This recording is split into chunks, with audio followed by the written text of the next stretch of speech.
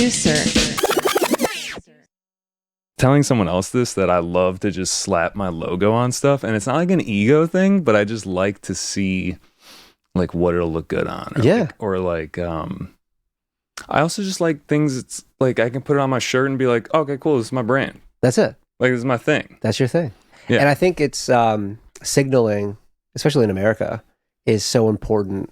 And the level of which you're doing it is also like the tone of which you do signaling is really important. I think on the marketing side of things, we study so much for like tone and really just like how a message is received, because a lot of times the more effective branding is very subtle because it's inviting the person that doesn't know it, that notices it, like, oh, what is that little thing? Like it's and if it's smaller, it draws your eye in. Whereas a lot of like the 90s, 2000 branding was just like big, bold, loud. I saw this the other day. Our generation like very much grew up like that. So now we're on the flip side. We're like, we want very subtle logos, like very small things. And like the millennial design is like almost like design less. Like it's very, very minimalistic.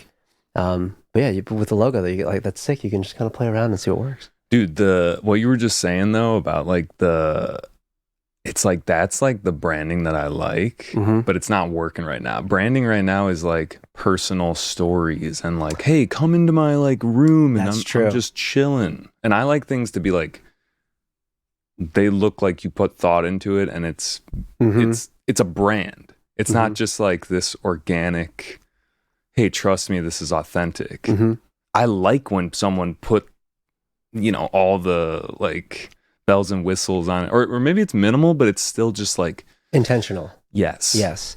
I think there's especially with social media, ideally you can have both, right? And it depends on what platform you're putting it on, or even just like what moment and what story you're trying to tell.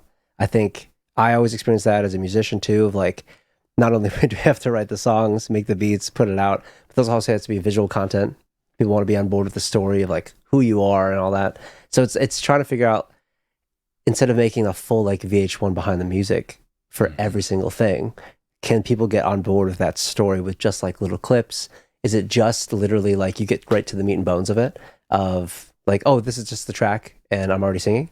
So I feel like it invites experimentation, but I don't know if there's really one clear answer, because like the tone and what people gravitate towards changes all the time.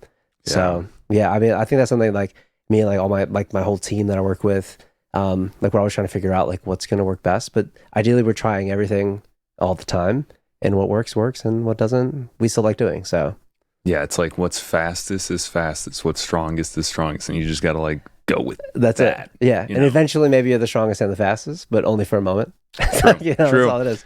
It's very anime. And you're in the marketing. We're gonna get into all of that. Let me do like an intro.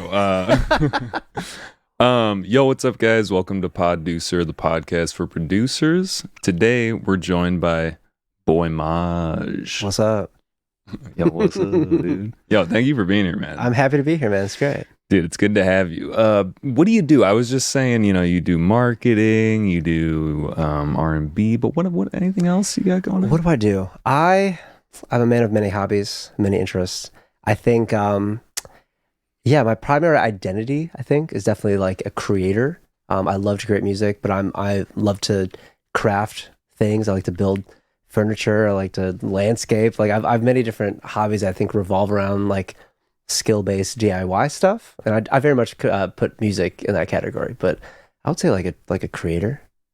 I don't know. It sounds like a basic, but real. Yeah. No, I mean, I like making stuff. I'm like, what do you do in general? It's the most broad question. I just like exist on this planet, bro. I'm just like a dude floating through life. Hell yeah, a boy. I'm just a boy trying to be a Maj. That's all. What's up with Boy Maj? So, and also Maj is like, isn't that a combination of names? It is, yeah. I did my research. You've got some inside baseball. Yeah. So my government name is Michael Andrew Jung. When I first put out music, it was I tried to put out just Michael Jung, but there's another guy named Michael Jung in Germany. Gotcha. And he's an equestrian. He races horses, and he's very good. And he's like about the same age as me. So like he's active in the sport. And if just for SEO purposes, it's impossible to find my music, right? So then I put out like one EP under Michael the Jung. And I think it was just like hard to like, the branding never like really fit well for me. It was more like an experimental project back then.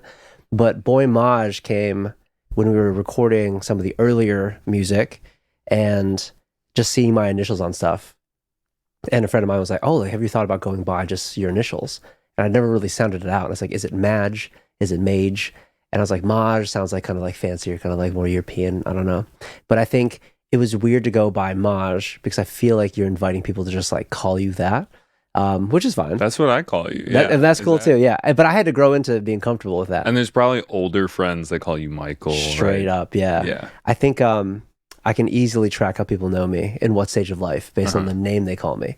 Because like it's usually just people from my childhood and my family that call me like Michael. Most people in college, it's like kind of a mix of things like Mike Jung or Jung, whatever it is. And I lived in a house in college with 2 other Michaels. So like I just made them go by their last names and I was the only Michael. So one went by Preamble. Them go by their I was like, guys, we gotta make a choice. Yeah. Like I can't, because I like can't call you all Michael. Like this, it's like an echo chamber. But yeah, the Maj thing kind of came in. It's been, oh my gosh, like 7-8 years of that. So now it's like all through like my work and through all the content and through all the music, like that is much more proliferate or prevalent in my life now is the Maj thing too. And like my wife is always so confused because she'll meet people and she's like, what do you call him? Like because she'll refer to me as Michael and they literally don't know who they're talking about because I don't use that name in those circles as often. So when did the boy come in? Oh, immediately. Yeah, I feel like I don't know. I have a very boyish energy. That's just really how I live my life. And you have a youthful face. Thank you. No problem. You're clean too. Like you're not like like me. Like I got this like stupid beard. It's not stupid, but it's just like scraggly and no. Like, you look cool, bro. Thanks. If I could grow a beard, I'd have a beard. My beard doesn't look good. It's not. I have a friend who I call him Adonis. That's because he's just like a beautiful man. He's like Brad Pitt, but he doesn't grow that much facial hair. And he's like, dude, I just don't have that much facial hair. Like I'm kind of jealous. I'm like, dude, you're Adonis, like, dude. Bro, if the God sculpted that face for you, like it cannot be like tainted with hair. Like he's a beautiful man. Yeah. That's what it is, man. But yeah, so I think the boy came in just like that's my personality. That's just how I interact with the world. And I think when you have like a youthful eye for things, I'm such a consistent learner. I love to learn new things all the time. And I think that's what keeps people young. That's what all of my mentors in life have had or that's what I have in common. And I think that's just a really strong part of my identity is just wanting to learn more stuff. And I feel like it's got like a very like boyish kind of wonder to it. And it has like that, like the Lady Gaga thing or like adding like a Prince something or like the Kids something. Or like Lil something, like Lil Wayne or whatever. So I feel like boy is my version of that. Interesting. Okay. Right? No, I like it. Thank you for explaining. Of course. I feel like you got like, like a little K-pop energy like through that. No? I can see that. Are you Korean or what? I'm half Korean, half Chinese. Oh, okay. My cultural identity is all over the place because I grew up in the northwest side of Chicago. And I grew up with mostly Jewish, Mexican, and where'd you grow up? In Buffalo Grove. Oh, I grew up in Wilmette. Oh, you're from Wilmette, so you understand. You understand the vibes.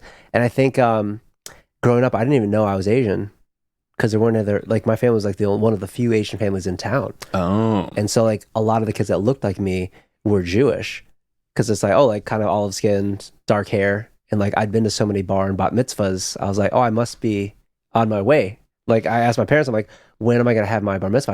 I'm going to be turning 13 soon. Like I need to start preparing. And my parents sat me down and told me that I wasn't Jewish. And it was honestly, it was a shock. Yeah. It was a shock. It was a shock. Yeah. But I think cultural identity and just like racial identity, especially in America, it's like, it's a continuing like learning thing. Sure. But yeah, my mom is Korean, but she was adopted. She grew up with an Italian family in Vermont. And my dad is Chinese, specifically Cantonese, which is like the Hong Kong region. But he grew up in New York, also with all Italians. So I feel like, yeah. You're Italian, dude. That's what it is. Listen, I make a mean pasta. I mean, I can make a hell of a ragu. But yeah, I think I grew into like the Asian identity probably like in my teenage and like college years. And like even still to this day, even like we were talking about like my wife, but through our wedding process, like learning what those Chinese wedding like traditions are. It was like that was like one of the third or fourth times I'd ever seen that tradition just IRL. It was important for me to kind of explore that at a like a big point in my life. Yeah, and I think it's cool to continue to learn about that sort of stuff. But dude, of course, yeah, learn about the heritage. Me and my girlfriend, she's very Irish, and we just went to Ireland. She was like, I just feel like I'm at home. I was like, because you are, you know, there's like no sun, you're like pale, it's all good, everything's good.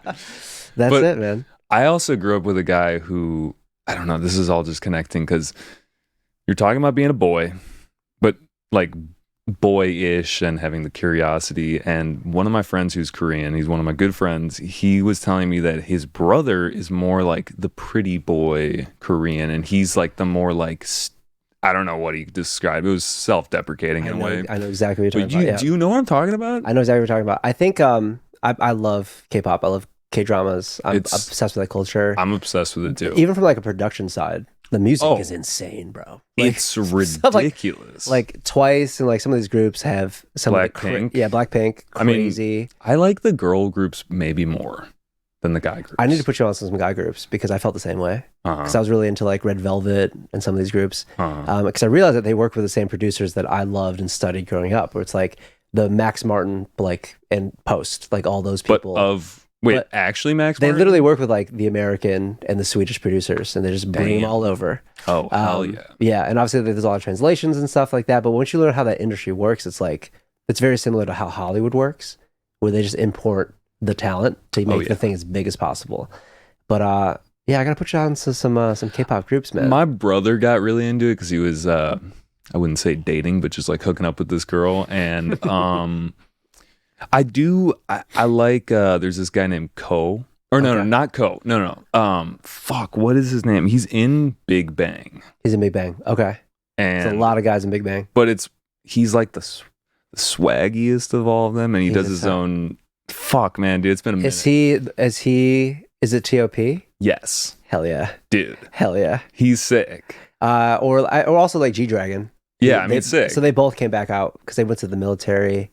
I think T.O.P. because that's a thing. Because T.O.P. was in jail too for a little bit. Oof. Well, that's because in probably there, it's like, yo, he smokes weed or something. It's like weed. Dangerous. Yeah. That's crazy because those are like very 2000s early. Yeah, that's like early K-pop wave. Which I was so confused because I just saw it on YouTube and I'm like, oh, they look like me, but like I don't know what they're saying. Yeah, and the different characters and the different identities that they present in their music is very different than what American pop artists present, at least at the time.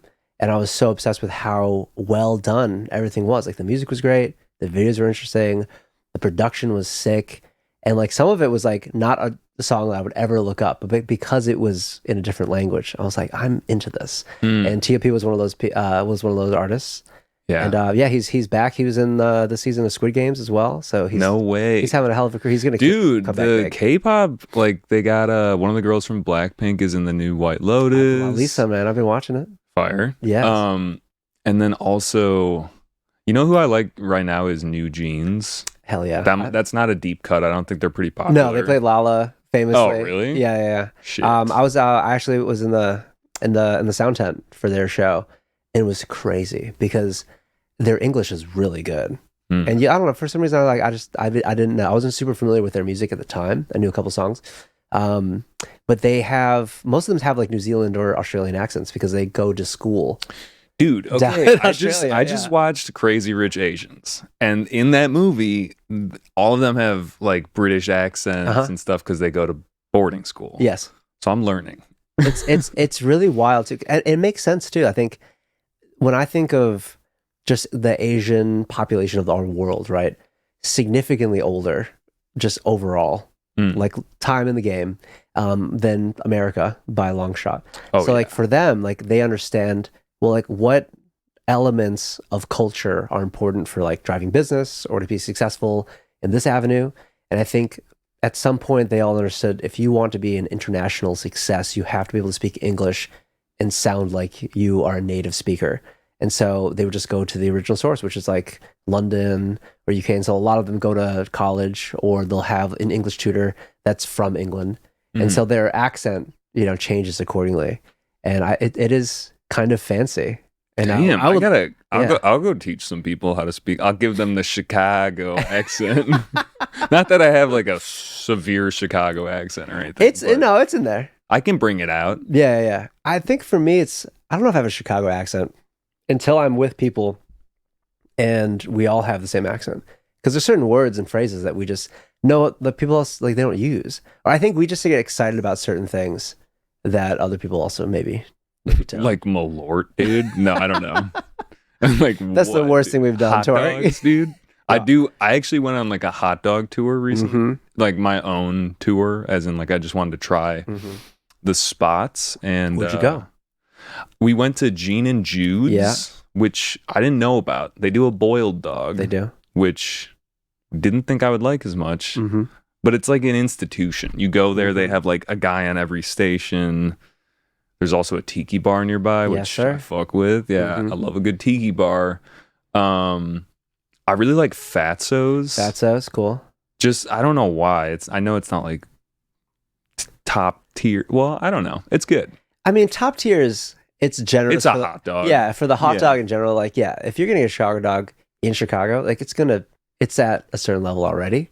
It's not a premium food by any means, but it can be done very well, and it satisfies a very specific spot of your soul. I just never, I don't think I liked them as a kid, but now I'm like obsessed. I didn't get into them until like college, because I worked at a hot dog place for like a year, and we took it really seriously. And we made like all sorts of like sausages, and like we learned like authentic Polish. We would travel around the city to meet these meat vendors and like just different people that would bring like the actual relish or the actual tomatoes and the actual thing. And like through that process, you learn so much about the history of that specific dish and like why it's so important to so many people. It's because it's kind of like an amalgamation of all these things that Chicago is known for, but in one thing. And I think pizza and all that is part of that same story. But I didn't even think about that. Like that we were like the meat packing place, Polish people. There's a lot of Polish people. I'm trying to like think now, like what is the celery salt and like listen, trying to find like a good. I mean, speaking of Polish, I mess with the Polish, bro. I fucks with the Polish, but I think, dude, have you been to gyms? I've been to gyms. I think. Listen, we could this whole show could just be about food. I could talk about. Yeah, wait. What are we drinking, by the way? Well, listen. It's the ice has melted a little bit, but this is a little ranch water, and shout out to the folks at El Nacimiento right here, straight up on the show on the camera. Shout out Hector and the team there, but yeah, they supported my album release party, which you attended. So thanks for having. Beautiful party, by the way. Thank you. But this is their reposado. They're from Chicago, but of course, the tequila is from Mexico, and we're topping it off with a little Topo Chico twisted grapefruit. So, I think ranch water is probably my favorite drink, and this tequila brings me so much life. Is ranch water just like a sparkling water plus tequila? No, we're actually doing a little bit incorrect. So a ranch water would be tequila, and then ideally you would have a regular Topo Chico, and then you would drink past the label. Here, let me show this. So you would drink past the label, right? It's about like 2 inches down, and then you would put a shot of tequila right in there, and then pop a lime in it. Oh, okay. Right. So we're kind of cheating it because we have a flavored Topo Chico, but that is what a ranch water is. Do you like specifically the taste, or is it also that it's like a very low cal thing, like you can kind of drink them? Because I like how it's like there's no real sugar added, like you're not going to be hungover. No, I mean, I think tequila for me is my favorite liquor, just straight up. I think, but I had to find that in my journey, because I think when you're in college, you're just drinking everything. And you're just mixing. You're just mixing whatever. And I think tequila consistently was always a fun night. Like shots of tequila are always great. People feel a little bit flirty, a little sexy, and it's like it's a good vibe. But also it's like a very clean, like healthy liquor to drink. And now like I have science, like years after, I've seen all these like scientific reports of like, oh, if you're gonna drink, like alcohol generally is not good for you. But if you are, like tequila or like a very like triple, like quadruple distilled vodka are probably the only like truly healthy options, because they come from like a very natural, like undistilled source or undisturbed source. You know? I didn't know that. Yeah. That's it. I drink beer now because I'm just like, I go overboard when I drink hard. Just because it's easy like that. But sure, yeah. But this is good, and thank you for bringing this. Cheers, man. Before we just keep talking about food and stuff like that, let's I always start out with your first concert. Oh, okay. Do you remember your first concert that you went to? I do. I do. I usually, I've asked this question, or I've responded to this question before, and I have to say, no, but I have to say two, right? Okay, yeah. Because I feel it's a good icebreaker for like coworkers and stuff too. But so my first concert ever was at Allstate Arena, and it was Aaron Carter. What? And it was like at the height of his like, this is how I beat Shaq and Aaron's Party, like that. Whatever that Aaron's CD. Party? That was a huge record. Beep, beep. Have a good time. The doorbell rings and the party's here, dude. Yeah. Beep, beep, have a good time. Right when he sends his parents off, like, should I send him to a movie? Send him to a show? Yeah. It's got to be long, though. It's gotta be long, though. Yo, bro, iconic moment. Dude, I can't believe you pulled that reference out, man. That's so funny. What year came out? Can I ask what year you were born? 94. 94. Okay, so yeah, you're conscious of the Carter. I also had a sister and younger sister? Older sister. I'm the youngest. Both my siblings are 2 years and then 2 years older than that. So oldest is 4 years, and then but they like would show me a lot of music, and like my sister was like a Disney person. Like my brother was Disney and like Cartoon Network, and I was like Nickelodeon. Got it. Anyway, we covered a lot of the bases, is what I'm trying to say. I hear it loud and proud. That makes so much sense. But anyway, so my first concert was Aaron Carter, and I remember I went with a friend and our moms, and it was an incredible time. I'd never seen a show like that. And then literally like a month later, my older brother, who's 3 years older, took me to see Blink-182, and it was also fire. These are great first concerts, but like completely different energy. Like I feel like Aaron Carter, we were seated most of it, and then would stand up for a little bit of it. And with like Blink-182, like there was no seats at all. So you're kind of just smushed into whatever this is. And I remember... It's probably like louder. It was very loud. And I think what amazed me at the time was like I would listen to those CDs all the time with my brother. And then you would expect it to kind of be the same-ish when you go see live. But they would like improv change the lyrics all the time to their music and just mess with it.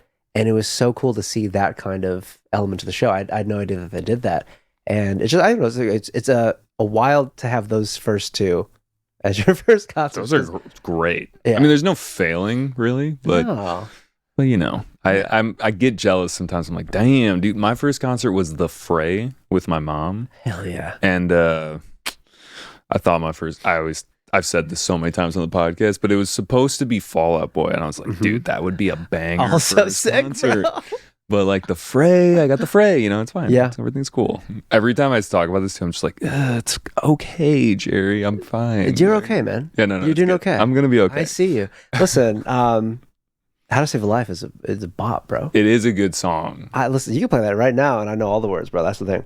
I think Fall Out Boy too, dude. They had a stranglehold on me, especially being from like around here. Oh yeah, like, dude, oh my god, every single CD. Like, I kept up until like. Are they still making music? They must be. They've got many albums. They are, but it's more like the music now is almost like something they would play in between, like you're watching the NFL and then like the Fall Out Boy song comes and it's like yes, and then yeah, it's like arena transition music. Yes, it's in the biggest way, and I think that makes sense based on the rooms that they play. And I think it's one of those traps that I see The Weeknd falling into right now as well. Doesn't mean the music's bad, but I think the rooms and the places that their music is most often heard in a crowd and with the environment that they're used to has changed. Whereas like you think about like From Beneath the Cork Tree and like some of those earlier records, it's clearly like the back room of a venue and they're not even like the main act.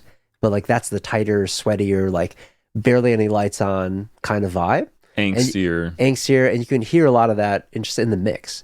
And then as they get bigger, and like especially like the Thanks for the Memories, like that era, the music, just the mix gets a little bit more expansive, bigger, because they started playing like stadiums.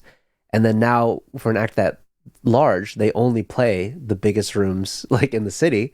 So I think all their music ends up being like for arenas only. And I feel like The Weeknd was very much like that too, because his earlier stuff is very like cloudy, like the room's full of smoke. It's maybe like him, the engineer, and a bunch of people that like rap, but like they're all mostly there to do drugs, and you can hear that in the music, right?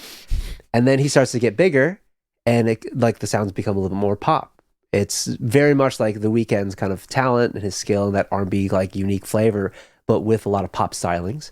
And then he starts working with like Max Martin, and like the songs just get fucking massive. And now that he's at the stage where he can only play like to 80,000 people at a time, he can only make like international like bangers. And I think it almost like kind of limits you as an artist because everything you have to do has to be big. Dude, that kind of, it like makes me think about something with myself where it's like I always want to have my ground to the ear, or my ear to the ground, my ground to the ear, be grounded. Yep. And I feel like it's just really hard to do that if you get to a certain point. And like, I don't know, I do think that, like your lifestyle, like I think about some people who are like tour guys and like they're always on tour and they talk about being on tour. And I'm just like, it's just not that relatable to a lot of people. Right. And I don't want that. Like let's say like I start traveling a lot or something and I'm just like always talking about traveling and stuff. And it's like, that's just not that relatable. And it just reminded me of what you're saying. It's like when you're playing the stadiums, which is sick, then your music starts to sound like, because that's your environment, right? That's what you're doing. That's now. what you're doing. Yeah. Yeah. And how do you break out of that? Like, how could The Weeknd go play a show for 50 people? I think it'd be sick. It would be crazy. And I think a lot of artists crave that. I think like through my work, I meet a lot of artists and people in the music industry at different stages of their career. And I think a common thing is they all, once they become very successful, most of them miss the earlier stages of the process because it's when like less brands were involved, when less people are involved, and it's more about like the art and the passion is kind of more reinforced in that environment. And then as you have to make money and you have to support people, and it becomes more of a company thing. Like I think like the Taylor Swift model, right, where she can never really escape from making music at that level because she employs like hundreds and hundreds of people, and so she is very much like the supporter of this community, and she's a brand, she's a full company. So I think there's a certain detachment from reality when the business kind of comes in. And I think being grounded, I think for me, it's mostly with the people that I interact with in like my inner circle and then like extended circle and like my family. And I think specifically Chicago is a really good place to stay grounded because people here, like, they're interested in your art, but they don't really care. Not you really. Think? I think they're not like gassing you up in the way that they would in LA, because I think in Chicago it's like, oh cool, like yeah, I have a friend who sings, and their friends like Ed Sheeran, you know what I mean? It's stuff like that. Like it's people in Chicago, I feel like, because maybe our weather and like politically and just like everything about the Chicago, like it can be comfortable, but also like there's like real people here. It's not a huge like commercial music scene, and I think because of that, it allows people to be just, they can exist, and we don't really have like a big celebrity culture here either. And so without paparazzi and all that around, I think people are a little bit more centered on like who they are as people, because everyone around them is kind of doing the same thing. It's like we can take public transportation, it's like not a big deal, but it's not as like flashy as in New York, but it's still like a quality, like sexy city. But yeah, I think the city honestly keeps me as humble as I can possibly be. And I appreciate it every day. I do feel like for me, yeah, it's a nice like middle ground between like not New York, but also it's kind of chill. It's like chill city. It is a chill depending city. on where you are, but I mean, it's like, you know, it's, yeah, I don't know. I never thought about it like that though, where you're saying that people are just like, because people are like Midwest nice, but then because I was thinking it might be the other way, where it's like when someone famous walks in, they're like, oh my God, we've never been around famous people, but they're just kind of like, oh, that's cool. Yeah. Whereas maybe in LA, you're saying people are just like, oh, yeah, no, I know this guy and this guy. Like it's a little bit more like competitive, social climbery. God, I always rip on LA in this podcast. No, that's totally fine too. Like I have many friends that live in Los Angeles. Yeah. I have a great time every time I'm there. I don't know if I'd ever live there. Sure. Unless it was like if I get into more like the TV movie side, because that's where the work is. But yeah, I think the culture of LA excels because of that because of because of that networking culture. It's very much about who you know, when you knew them, what project's coming next, who you've worked for, positive reputation, all that sort of stuff. And I think that's why influencers and TV and all that sort of thrive there. It's because the environment pulls that character out of you, and it is very unnatural when you're not around it all the time. Yeah, And I no, think- it's unnatural for me. I've lived here in the Midwest too long. But honestly, it's if you've ever been to DC and spent some time in DC, it's the same thing. Because I don't know. just I've on never been to DC. dude, on the actually. politics side, I've got friends that work Oh, in bro, that politics. sounds and, like, insufferable. I you- can't do oh, that. dude, you go to parties and it's the exact same thing. Because you meet somebody, you're like, oh, like, what's going on, dude? Like, what do you do? And they're like, oh, like, who do you work for? Who do you represent? Uh-huh. And you're like, whose campaign are you on? And it's all about like you're Uh-huh. connected to something larger than yourself. Whereas I feel That's like in crazy. Chicago, it's like I've had so many, like even on St. Patrick's Day recently, like you meet new people at a party and they're like, oh, cool. Like, what do you do? Tell me about yourself. And then you can have like a nice conversation. And neither of you, like, it's more about like, okay, we're going to find some common ground. And I'm trying to meet like someone cool and like have a good, nice moment. But I feel like in all these other extreme environments, it's more about like, I need to ask 10 questions to you to figure out if you can help me reach my goals or not.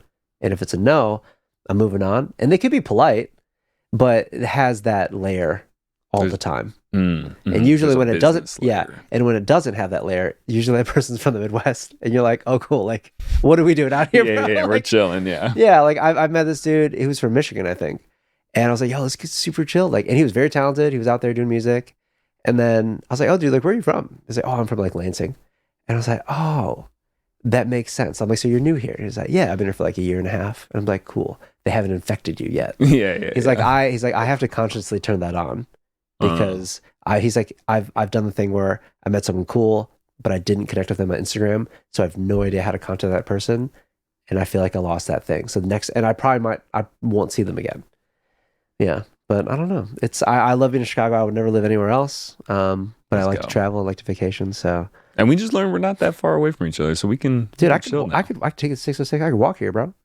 Oh, yeah, dude, we gotta chill. It's done. I'm here, bro. I was thinking before we get too deep in the weeds again. We're probably too deep in the weeds, but let's listen to a song. So I am here to promote music. yeah, not just hot dogs. I was thinking it would be fun. I think the one that did resonate the most with me at your show was Spicy Girl. Just 'cause it's got Really? that like kind of like funky disco-y Nile Rodgers-y guitar Yes, thing sir, going. yeah. And then I don't know, it's just a fun one. So I was Okay. thinking we could start with that I one. mess with that. Yeah, it's also, I think it's maybe the most popular. No, it's not the most popular on the new of the album. new ones. It's up there. I think Premium Vibes, right? Volume 1, yes, Volume 1. debut album, the whole thing. Congrats, man. That's awesome. Thank you. Yeah, we'll run this one. Let me just make sure we don't explode our ears. No, I'm just kidding. That's not going to happen. Sometimes you really put a. But then we'll talk about how you got into music. I'm not sure if You got a nice little radio voice, man. your smile. Oh, thank you. I can see it. Appreciate that. Trying to get a little closer to you. Let's dance. You feel like summertime with a glass of wine. Reveal your inner mind, help you unwind now. I want to get a little hot and bothered. Can we just skip the meal, jump in the water? I want to get a proper taste of you. 'Cause I know that you're so spicy, spicy girl. Yeah, dude. Just hearing all my senses, making myself curve. Spicy. This is sweet, but it's also spicy. And I'll put my lips on anything to get inside your world. You're so spicy. Spicy girl. Yes, dude. D-I-A-B low with sound spicy. It kind of So spicy. gives me like the slight One touch and you hear Bruno Mars 24 Karat. It's the gang vocals for sure. It's the call and response, straight up. That's very intentional. it's not seen, but something about your energy. Got me moving, grooving easily. Oh man, can I get 3 shots? 3 shots. Give us and your friend who's hot. Who's hot? Not wasting any time with the cocktails. Let me get 2 tails on my what? I wanna get a proper taste of you. It's nice, dude. Just gotta see that you're so spicy. Thanks, man. Spicy. We can. Yeah, I think this one, like, listen, I'm a big pop fan. I think growing up with many different musical references, but like pop is like, there's some really good music in there. And I think when you learn and you study these different artists that like are your favorite that inspire you, I think it's one thing as a fan to be like, oh, like I just love this song. Like, what about the song makes like it really connect with me?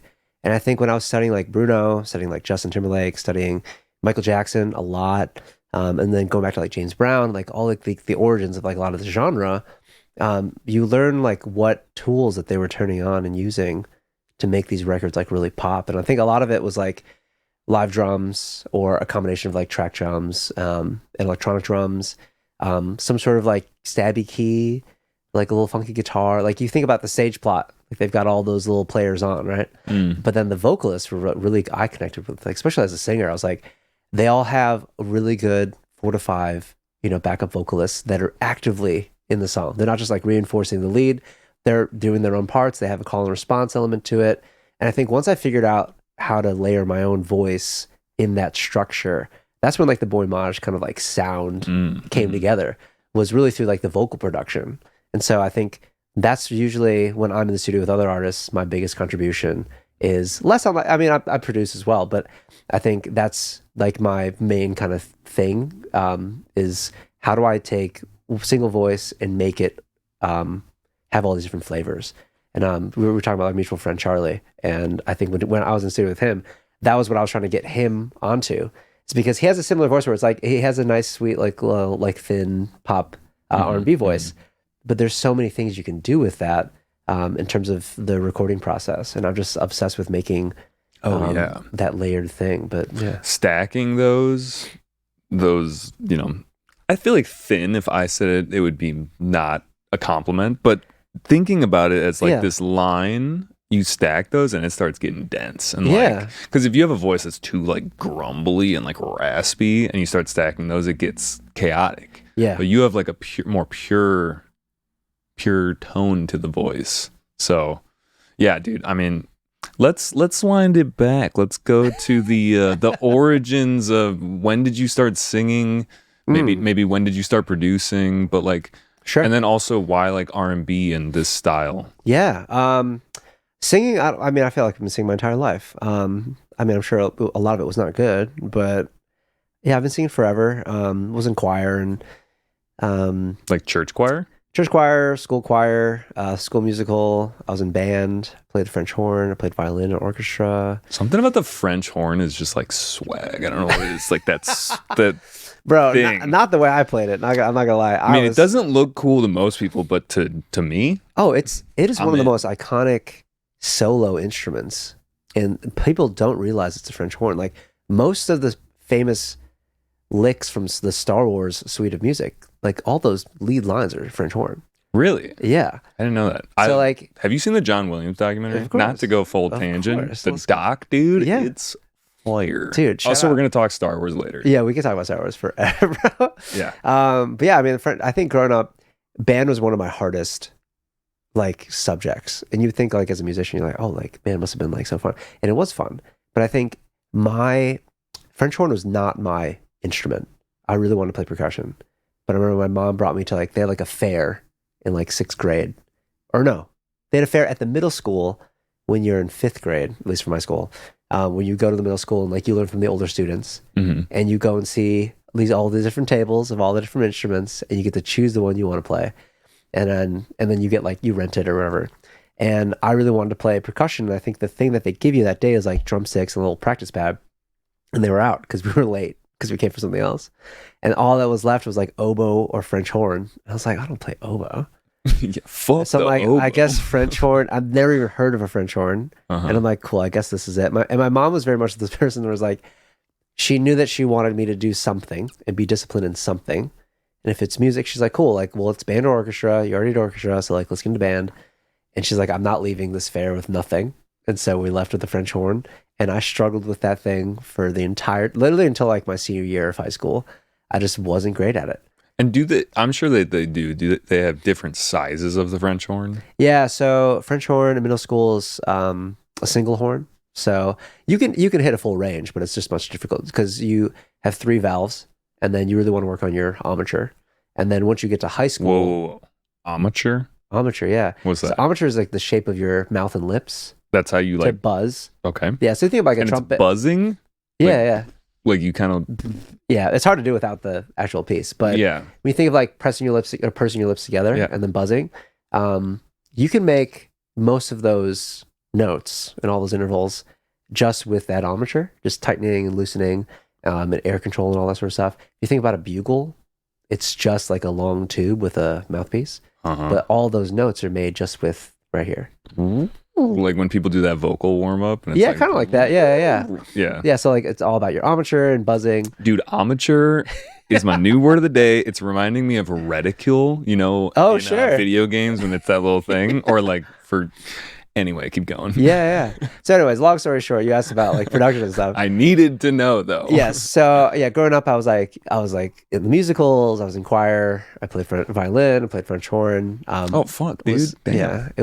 I honestly like instrumental, like violin. I was okay at it. French horn, I was passable at it. But it really wasn't until high school when I discovered like production, and that's when I started really working on piano. Started playing drums, and a lot of that was just self-taught, self-study. But all of my friends were also playing music, so you could learn a lot from that environment. And like YouTube was becoming a thing, so I was like always looking at how do I like make this stuff that I'm listening to? Because I didn't listen to classical music, I didn't listen to marching band music, I didn't listen to the stuff that we were practicing. And so for me, I was like, we had so many like iMacs at the school that had GarageBand on them. And I remember I saw like one video of someone using GarageBand, and I was like, I bet you I could do that in the library. And so I was seeing it. I would go to the library as often as I could and like try and make music and like save it to a flash drive or whatever. And a lot of it was just loops. Like there was no MIDI keyboard. And like either I would do like musical typing, which was kind of like a mess because you're using like the keyboard to like play a piano. Oh yeah, I do that all the time. Right. I don't know why. I mean, luckily I've grown out of that, but I think at the time I was like it was like this mysterious musical box. And I was like, cool, like this, I can do it on an Apple. I know how to do this. And then once I figured out how to do like loops and like pull in like the drum designs, I could make like something passable. Like this is enjoyable. And that process of like building the little puzzle piece was really fun. But that pretty much started in high school. And then I was trying to like figure out how to make a whole song. I can make like 4 or 8 bars, but how do I make like a full song? Like what does that mean? And so then that's what got into my deep dive of like music documentaries, or learning about like Max Martin, or learning about like Ilangelo, like all of these like these huge titans of the industry. And I was a huge like Timbaland fan, and just that's when I started analyzing like, well, what music do I like? What music is really something that I can sing, and where do I fit in all this? And then who made it? And just like learning more about like the writers, the producers, and all that stuff. But I don't play French horn anymore. I don't play violin anymore, but I'm pretty competent on keys, piano, and still actively drumming when I can. But I think for me, like the vocal production and like electronic production of stuff is really where I kind of excel. And in terms of like instrumentalists, like I'm a decent piano player, but I'm not like a classical pianist by any means. But for production, I'm pretty nice with it. For this album, how did a lot of that production come to be? Yeah, so this one's fun because I a lot of collaborators on this one. Some of my earlier singles and stuff pre this album, it was like fully produced by me. I spent the last 8 years really honing and learning about the mixing and mastering process, and just like the traditional recording process. I studied that at college as well, but I think. Oh, cool. Yeah. I went to DePaul, so. Oh, cool. Yeah. So very classical program again. I was like, where's like the music, right? But you know, when you're like an SRT kid, you learn like how to mic something properly, or resonance in a room, or like how is sound created, and then you can kind of engineer that. But the mixing process, I think, when you find your heroes, it's just finding people that learn from those heroes, and just generations down, you could probably find someone that at some point had worked with Timbaland or any Max Martin, like those people. And for me, I was like, I really wanted to, on the DIY side, master the art of making music in as many ways as I can. So like writing songs, I think, was pretty straightforward because I'm such a consumer of music, and I love to tell stories, and I grew up singing. So I think that part was a little bit more straightforward for me. Of like, oh, like you just make sure you're telling a real story, like pulling those references. It's got to have a melodic structure, and then you sharpen those skills. But for me, it was like the big challenge was the mix. Because I think when you're a producer, it doesn't necessarily mean you know how to put all those elements together. You're just like making stuff that sounds cool. And so I really wanted to have that skill set where I can take all those different elements, mix them together properly to make like a proper sounding like capital P like pop record. And it took me a while to kind of figure that out, but I had the opportunity to learn from some really, really skilled people, and they were very generous with their knowledge. And I think, you know, being a little bit longer in the game, I've been making music now for like 15 plus years. And I think a good 10 of that was like actively being a student. And a good 5 of that was just fucking around and not knowing what was going on and just trying to make cool shit. But the latter half of it, I think it's been really rewarding because now I'm seeing the influences that I had channel through me into like another generation, which is really exciting. But yeah, I didn't start producing. I started producing late. I feel like high school doesn't really count because it was just like GarageBand and shit. But like Acid Pro. You were putting in the effort. Yeah. You were going to the library. Yeah, I was like, listen, we all had FL, like cracked version of FL Studio and like making beats. But I feel like college is when I was like really taking it seriously and trying to actively learn and perfect a specific genre because I had people around me that were way better than me. And I came in and was like, oh, I'm like a musician. I'm like an artist, dude. And they're like, cool, like show me your stuff. And I had nothing to show. But honestly, what you said before about how like you understood songwriting best at first, like, dude, that was the thing that I took forever to learn. Like I would just make these like things that were borderline songs. Like they were like sound art pieces almost. And I was like, man. And so that's where something I really had to learn a lot more. So everyone kind of, when you're making a song in this day and age, there's so many different hats to wear. And that's why sometimes it's good to offload that to other people. Right. Like, all right, let's get a mixing engineer. Let's get a mastering engineer. But I mean, it's also nice to know at least a little bit about it. So you know if you're like, totally. Like how to use the language and whatever. So for this one, did you mix and master all of these? So so this record, I recorded everything myself. I mixed the entire record, mastered the entire record. Wow. Good for you, dude. And it's a mix, I would say probably like 50-50 of myself as a producer and then 2 other guys as producers. But Spicy Girl, which we just listened to, was primarily produced by this guy named Cheap Limousine. He does incredible stuff that's like very informed by like Chromeo. I love and, the like, name. the funk stuff. I love Chromeo. Yes, but Cheap Limousine, he's phenomenal. You know Oliver? I do know Oliver. Bro. Oliver does a lot of Kim Petras stuff. Dude. Which is crazy. So clean. Also the album that he has. Yeah. I mean, he's like a sample god now. Like Espresso by Sabrina Carpenter. Yes. That's like 3 Splice. Oliver loops. Yeah, from Splice. It's so crazy. But he has a song with Chromeo. That's a banger. I gotta show. I don't know. I gotta check that out. I don't know that one. We'll bookmark this in your brain. We're gonna listen to it after. Hell yeah. But Cheap Limousine. Cheap Limousine. Yeah. Check him out. His music's fantastic. But I really, because for me, I was like, I don't play guitar, and I think for this record, I'm like, I really want to make something you could dance to, something that's got like fun. I mean, fun vibes, but premium vibes. And I was just very inspired by like the funk pop, soul funk, like that whole movement. And I wanted to kind of put my own spin on it. So I knew that wasn't my strongest production skill, but I could always add to it. So for this one, it was like I'd heard, I mean, it's probably like 75% of what the track is now. Obviously no vocals, but I added like keys to it, added a little bit of percussion to it, and then just really went hard on the vocal production and the songwriting to make sure I had all these distinct sections. And I think that's where it almost became like a writing exercise. Because I think once the track is kind of bare bones, or you have like, you know, at least like, I know I have 3.5 minutes to do something here. Like it gives you a fun parameter to like explore and work with. If all I have to do is fill it with a little bit of keys and mostly vocals, I feel like it's going to be a much more engaging song because I'm not worried about all the other stuff. Like if the track itself is already good, I can make that really great. That kind of reminds me of like when you're working on a song and you kind of get the ecosystem starts to like, you feel like you're in the song. Yes. And there's these pieces that are working together. You're like, oh, okay, now how do we move these so they start to like, you know, further that ecosystem basically. Exactly. Yeah. It's a puzzle. I think, that's why I love video games too. We can talk about that later. But I think, I find music to be like, it's equally as creative as it is problem solving. And so I'm like, I know I want this to be good. So like that's kind of the driver through everything. but you can rearrange pieces, you can add more pieces, you can replace full pieces. And I think that journey is what I love to be. I love to be in the studio, and I love writing, and I love when I have a challenge of something that I haven't done before. Like before this album, I hadn't done anything that was in this specific genre at all. I think I'd mostly done like experimental R&B, like softer pop stuff. And this one is very much like the Bruno Mars, like the Chromeo, like the big kind of like full funk band pop stuff. And that was all new for me. But I think it was a great challenge, and some of the songs weren't good at all, and they didn't make it on the album, but the ones that were good are on there. What was a song in this that was like particularly challenging? Ooh. I'd like to play another song. Yeah. Okay. So on this record, I think the most challenging song on this record is probably.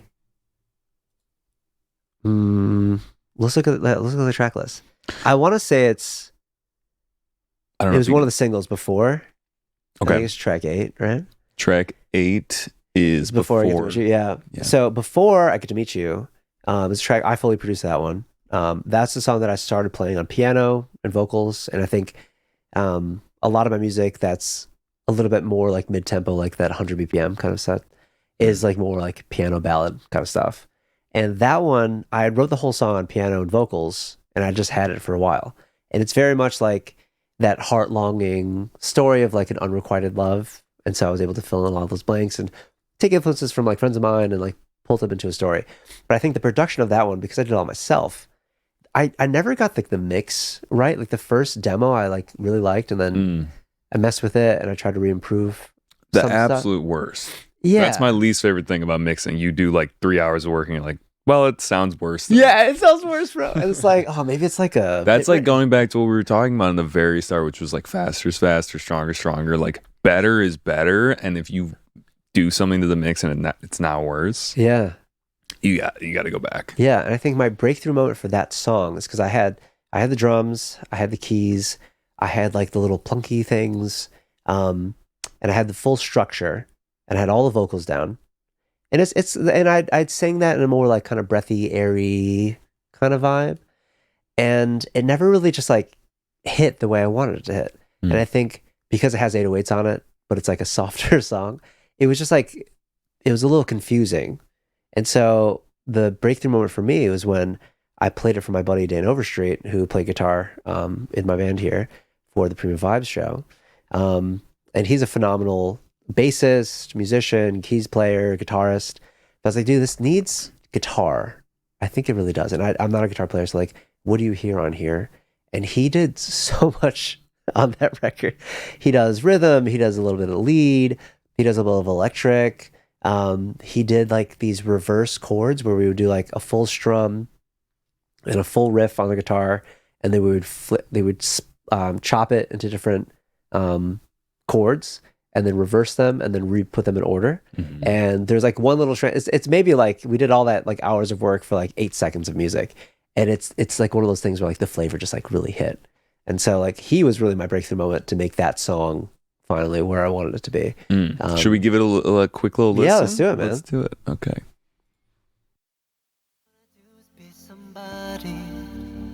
Be somebody, not a stranger to you. But you're walking away like I'm nobody. Don't wanna be the one that loses you before I get to meet you. Trying to move forward with my life these days. 3 whole weeks I saw your face and everything. So he's adding all these underlicks, right? All these little underlicks to make it fill the space. Better than I was before, but I'm still alone, so can't be sure. I feel more like me for the first time. Ooh, dude, this is nice. This kind of reminds me of like, I don't know, I really love like just like Sugar Ray and like, hell yeah, bro. It's kind of like has like a little bit of like a California guitar sound to it. It's very summery. It's very like, I always think about my songs in an environment, and like this Me one's too. very like, it's a convertible like PCH like California coast type vibe, sun setting or whatever it is, and you're just kind of there reminiscing about like an interaction you had. I like that. But that guitar tone is so clean and like. Bum, bum, bum, bum, bum. Don't wanna be the one that loses you before I get to meet you. Yeah. Before I get to meet you. Before I get to meet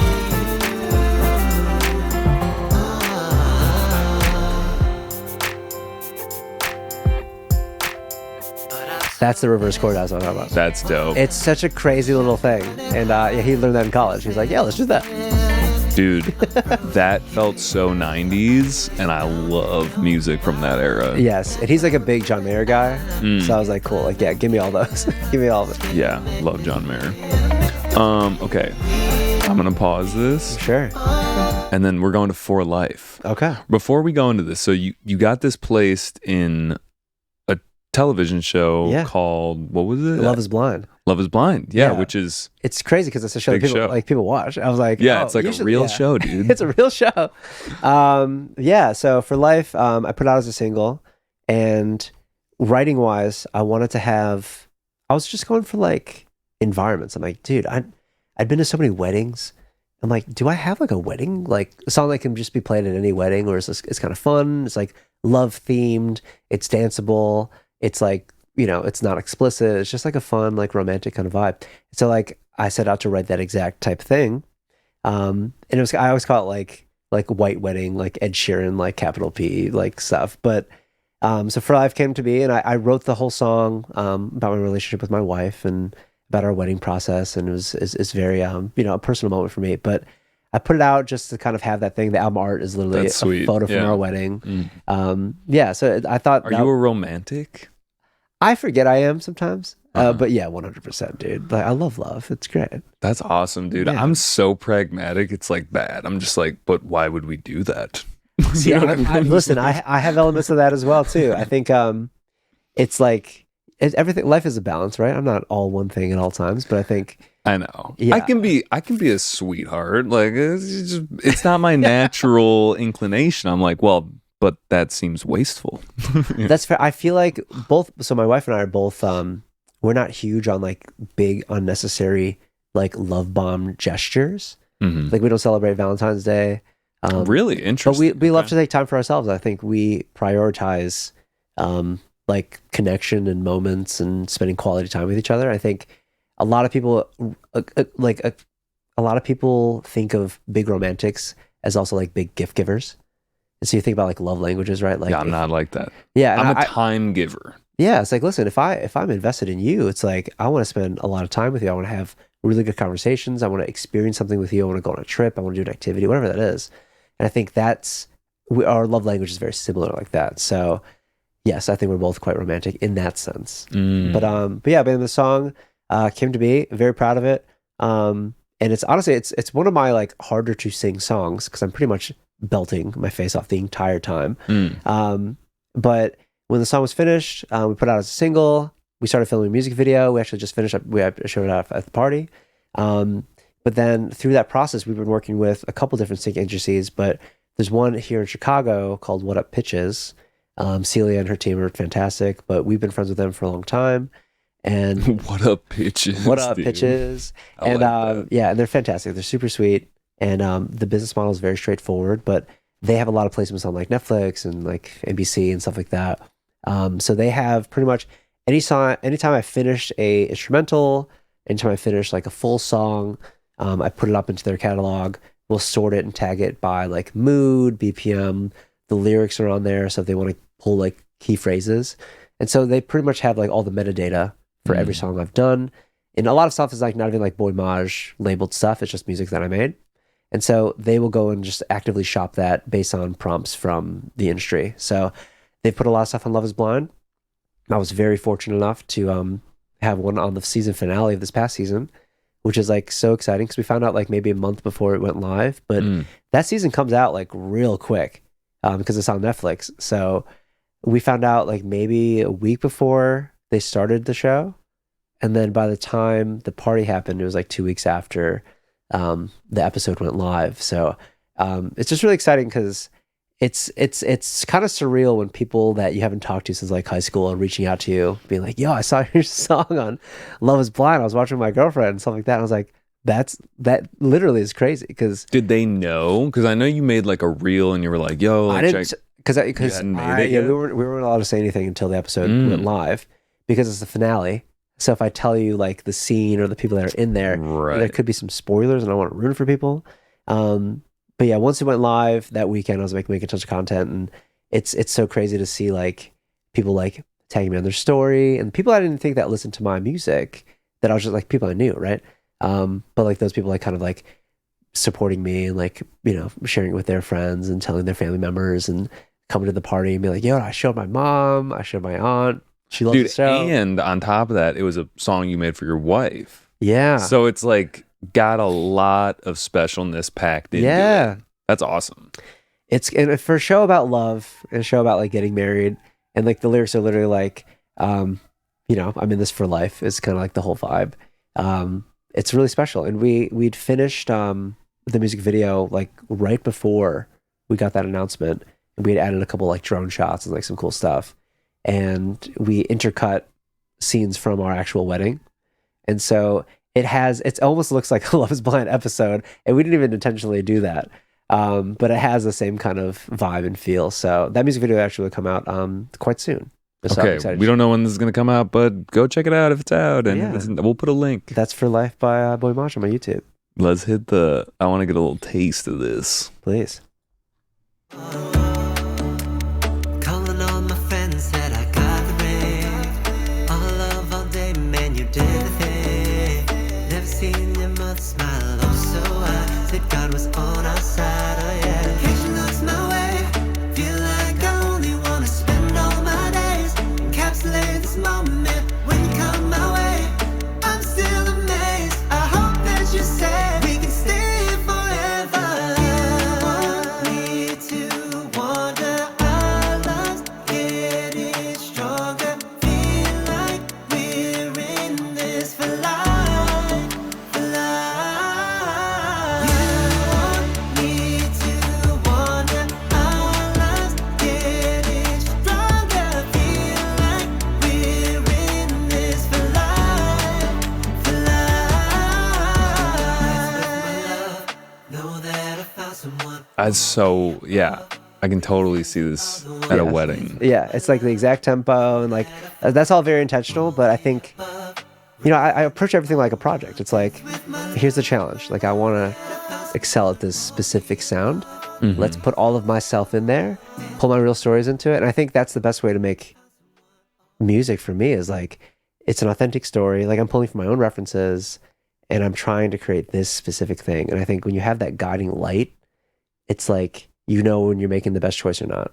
And yeah, I think that's a great example of it. Because that also was like, it's funny you play those too, because I'd never made a song like that before at all.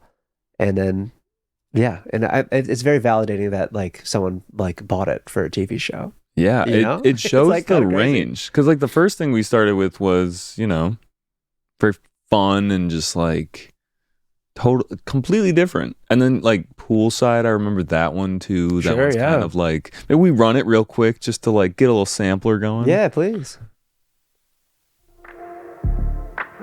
Yeah, this one's more like, how would we describe genre wise what this is? I mean, this was like soul pop, more on the R&B side, but very much like you could play this in a club. Poolside.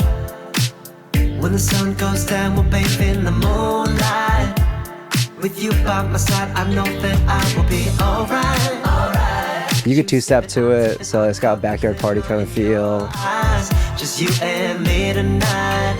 Ooh, baby, baby, light it up, pull it up, put a little bit more in my cup, throw it back, make it slap, sippin' no sippin' poolside, that's that. Light it up, pull it up. Dude, I'm telling you, 24 Karat is one of my favorite tracks. Dude, I have that vinyl. That's one of my favorite albums ever, dude. Yeah, So good. incredibly influential to me. Girl, I like the way you move around here like you're on the plane. Caught me by surprise. glass to drink, so you know I'm red in the face. So weird. Tell you that I feel in my head something special here. Talk to you. These songs have really good structure. Thank you. Like Thank you. they feel well put together. Thank you. know?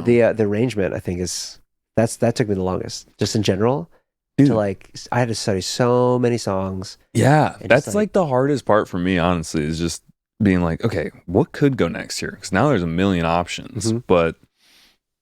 and it's like sometimes you try different things and you're like, but like this could work, but like Yeah. I don't know. For some reason, the analysis paralysis in that part is the toughest. Bro, for give me. me a call. Yeah. I'm happy to. I think that's where the puzzle piece comes in, right? Mhm. Because I think what was really explained to me well is when you think about modern music, or actually just music in general, it's sections and transitions. That's Yeah. all it is. And so when you have like all these really good loops, like usually when I'm producing and writing at the same time, I'll try and create like all of the stacks at once. Not vocals, but like the instrumentation. So I'll have like the drums and like whatever the loudest, busiest section of the song is, and that's probably going to be like the chorus or something. So I'll have all those stacks in there. And I'm like, cool. Well, if this is where it's growing to, where does it come from? And if there's a little bit elements of there, or maybe doing a new element that's referential to that big section, then you can take from the big one and start pulling it out to like your verses and do a little bit something different in the pre-chorus. And then the intro is probably a little bit more sparse because the vocals are probably more important there. The storytelling is more important there. But I think when you start with that big full stack and then pull away and arrange, that's where I found it's very straightforward to find your structure, because you already have the loudest pieces and it's just choosing from where you're already made. If you like that whole stack, so you probably like it separated as well. Right. Yeah. Yeah. No, totally. And hearing it in different contexts by pulling things out, and it just, yeah. Once I learned kind of like that too. That's kind of my methodology as well. Hell yeah. So I also wanted to ask you about just like people right now. You mentioned a few names, like people that you study, like Bruno Mars and Michael Jackson and stuff. But like, who are some people right now that you draw a lot of inspiration from? Oh, currently. Like singers, I would say specifically. I mean, Okay. but we can also go outside of that to like just, Yeah. I don't know. Oh, that's a good question. I mean, Lauv, I still love, one of my favorite artists. He was really influential for my earlier music. Just the way that because he's also a producer. But I think as just like a pop R&B leading like dude, he just had a great way of taking all of like, he doesn't have like the strongest singing voice by any means, but he's able to tell all these incredibly authentic and rich stories. But every song is like such a vibe, and he makes really like crazy bangers, but also he'll make like a heartfelt ballad that makes me cry every single time I talk about it. And yeah, I think Lauv definitely is a huge influence on me now and has been for a long time. I've recently gotten really into I'm rediscovering some like old music that I like really forgot about, honestly. Sade, you played, I mean, Oh, I was going to say, right? Yeah, you played. yeah, let's play Kiss of Life. I mean, which it's like, it doesn't matter how many times that song is played. I'm just like, ooh, I'm in. Like, That's what I'm saying. Like, you know, it's like, do you want to be in a cologne commercial from like 2005? Like, play Sade, and like you will feel luxurious. Like that's Yeah. the whole vibe.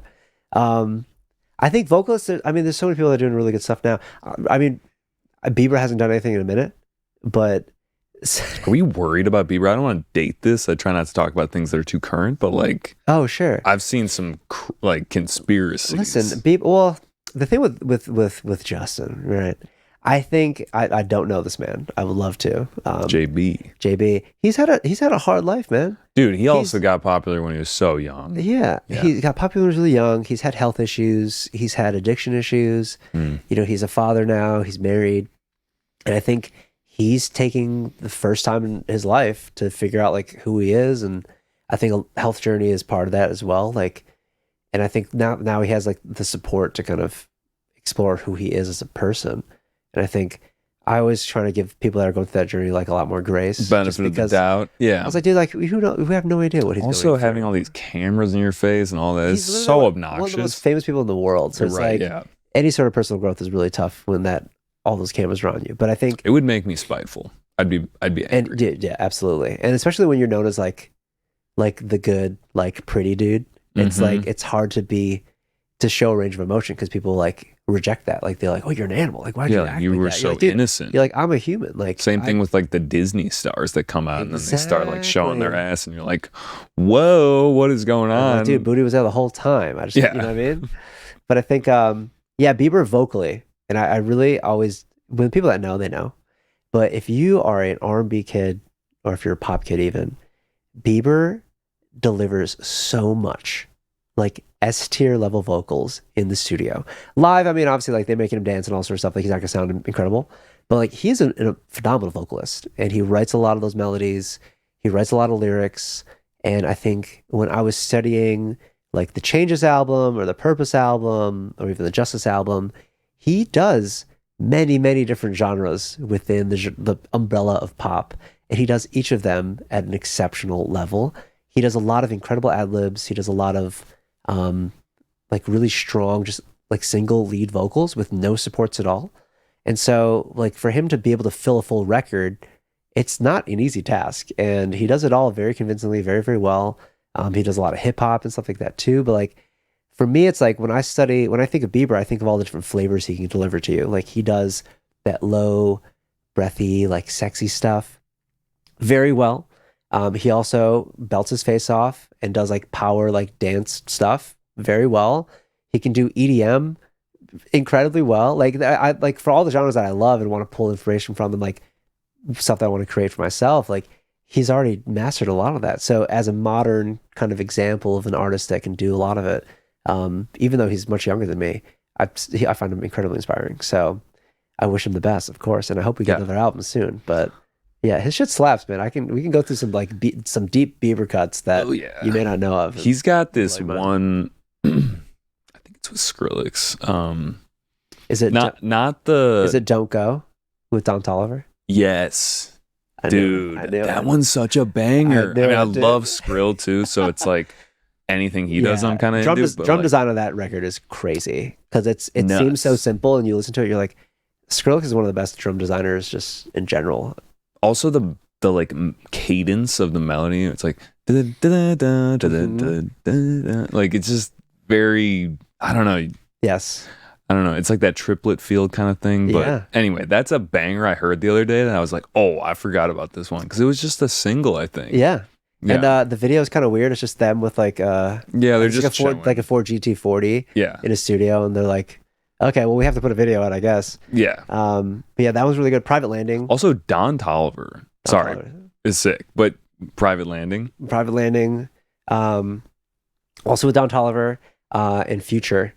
But Bieber comes in, and that's when like it's not my phrase, so like I say it with a grain of salt, but there's this phrase online where it's like light skinned Bieber when he's acting just like a little bit like he's been in Atlanta for a while, right? Like he's sagging, like he's double cupping, like whatever the thing is. He's got right? his hat cocked to the side. Exactly. Like, but he does it like at an incredible level. Like he's like the whole Journals album is like light skinned Bieber vibes, where it's true R&B, like when he was writing light skinned Bieber. Yeah, funny. And it's not my phrase. Also, but like he it's out got there. like, you know, Usher came in and like, you know, I'm sure a lot of his influences are black people, and it's just like, I mean, you can't say that might. He was huge, like Marvin Sapp and like Boyz II Men fan, and like he listens to a lot of gospel. He's a student of gospel music, and so he puts a lot of that into his music as well. And I think when the best part about him working with Usher is that Usher introduced him to Pooh Bear, who's like one of the best R&B writers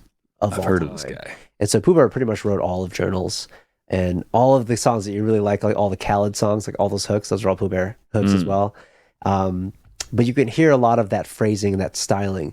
And when you try to replicate it as a singer, you're like, oh yeah, like Justin Bieber, like for some reason he got a rap of like not being a good singer live. I don't know what happened with that. Like my dad's and his friends would be like, oh, like Bieber, like he can't even sing.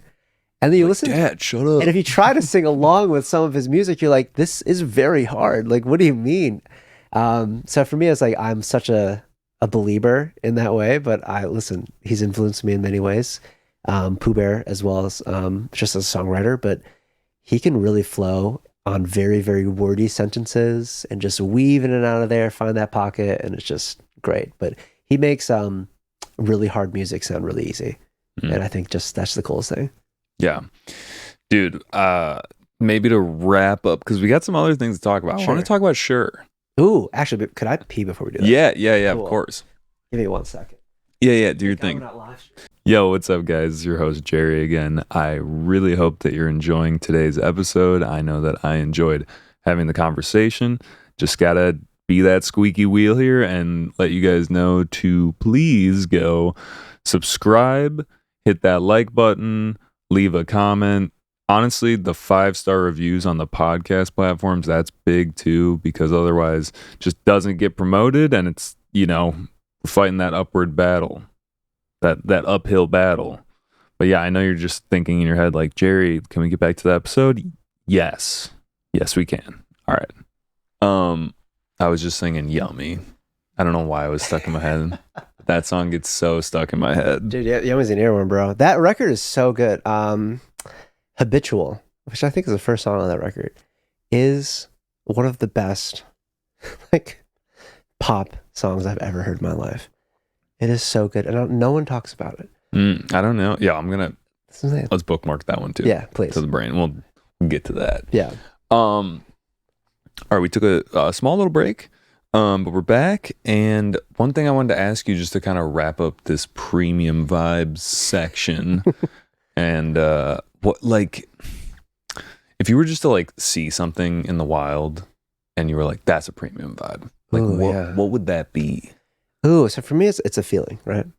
The premium vibe is really like an energy, and I think you said S tier. Also, I feel like that's kind of premium vibes. Oh, straight up, yeah. That's an anime term, right? So if something's S tier, it's like that is the best it can be. I think for me, a premium vibe, it's not necessarily like a club, it's not necessarily a bar. It'd be more of like a lounge. So if you go to like the Violet Hour here in Wicker Park, dude, I've never been there somehow. Jerry, I will take you. Very premium vibe, right? It's not that many seats in there. It's very intimate. Fantastic cocktails, good snack menu. Each bathroom is like a single full stall with like Good Molecules products, and everything there is just like quality, intentionally done. And people are polite and they want you to have a good time, but it's like not pretentious at all. Premium vibe. You know? Yeah, it's like really straddling this like line where it's like, we're here to have a good time, we're people, but we're like not, degenerates. Right. Yeah. Premium vibe, not messy. Not messy. No. But I mean, that's a fun vibe too. Like, I'm not just one thing, but I think, yeah, premium vibes for me, it's all environmental. I think, and you can, when I try and put it with musical terms, I always think of the environment the music would be played in. So like if the song can transport you to a very specific place, that place should be a premium vibe. And if it fits that mode, then I can make it. But I think a lot of it's like driving down or like Lakeshore Drive, like in Golden Hour, and just like listen to some tunes. Golden Hour is premium. Golden Hour is very premium vibes. Absolutely. Yeah. Or like when you're at a restaurant where like you can go to it anytime. The food's always great. The service is awesome.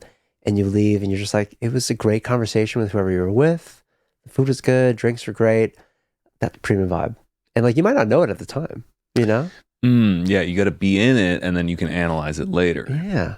I'd say this podcast, kind of a premium vibe, man. Yo, fuck yeah, let's go. That's what I'm saying. Good lighting, good conversation, good drinks. Like, what more can you ask for? Well, that was you brought the drinks. So listen, I'm just trying to fit the mode, You man. bring the premium vibe as well. I'm adding to. Yeah, because when I just sit in here, it's like, it's chill.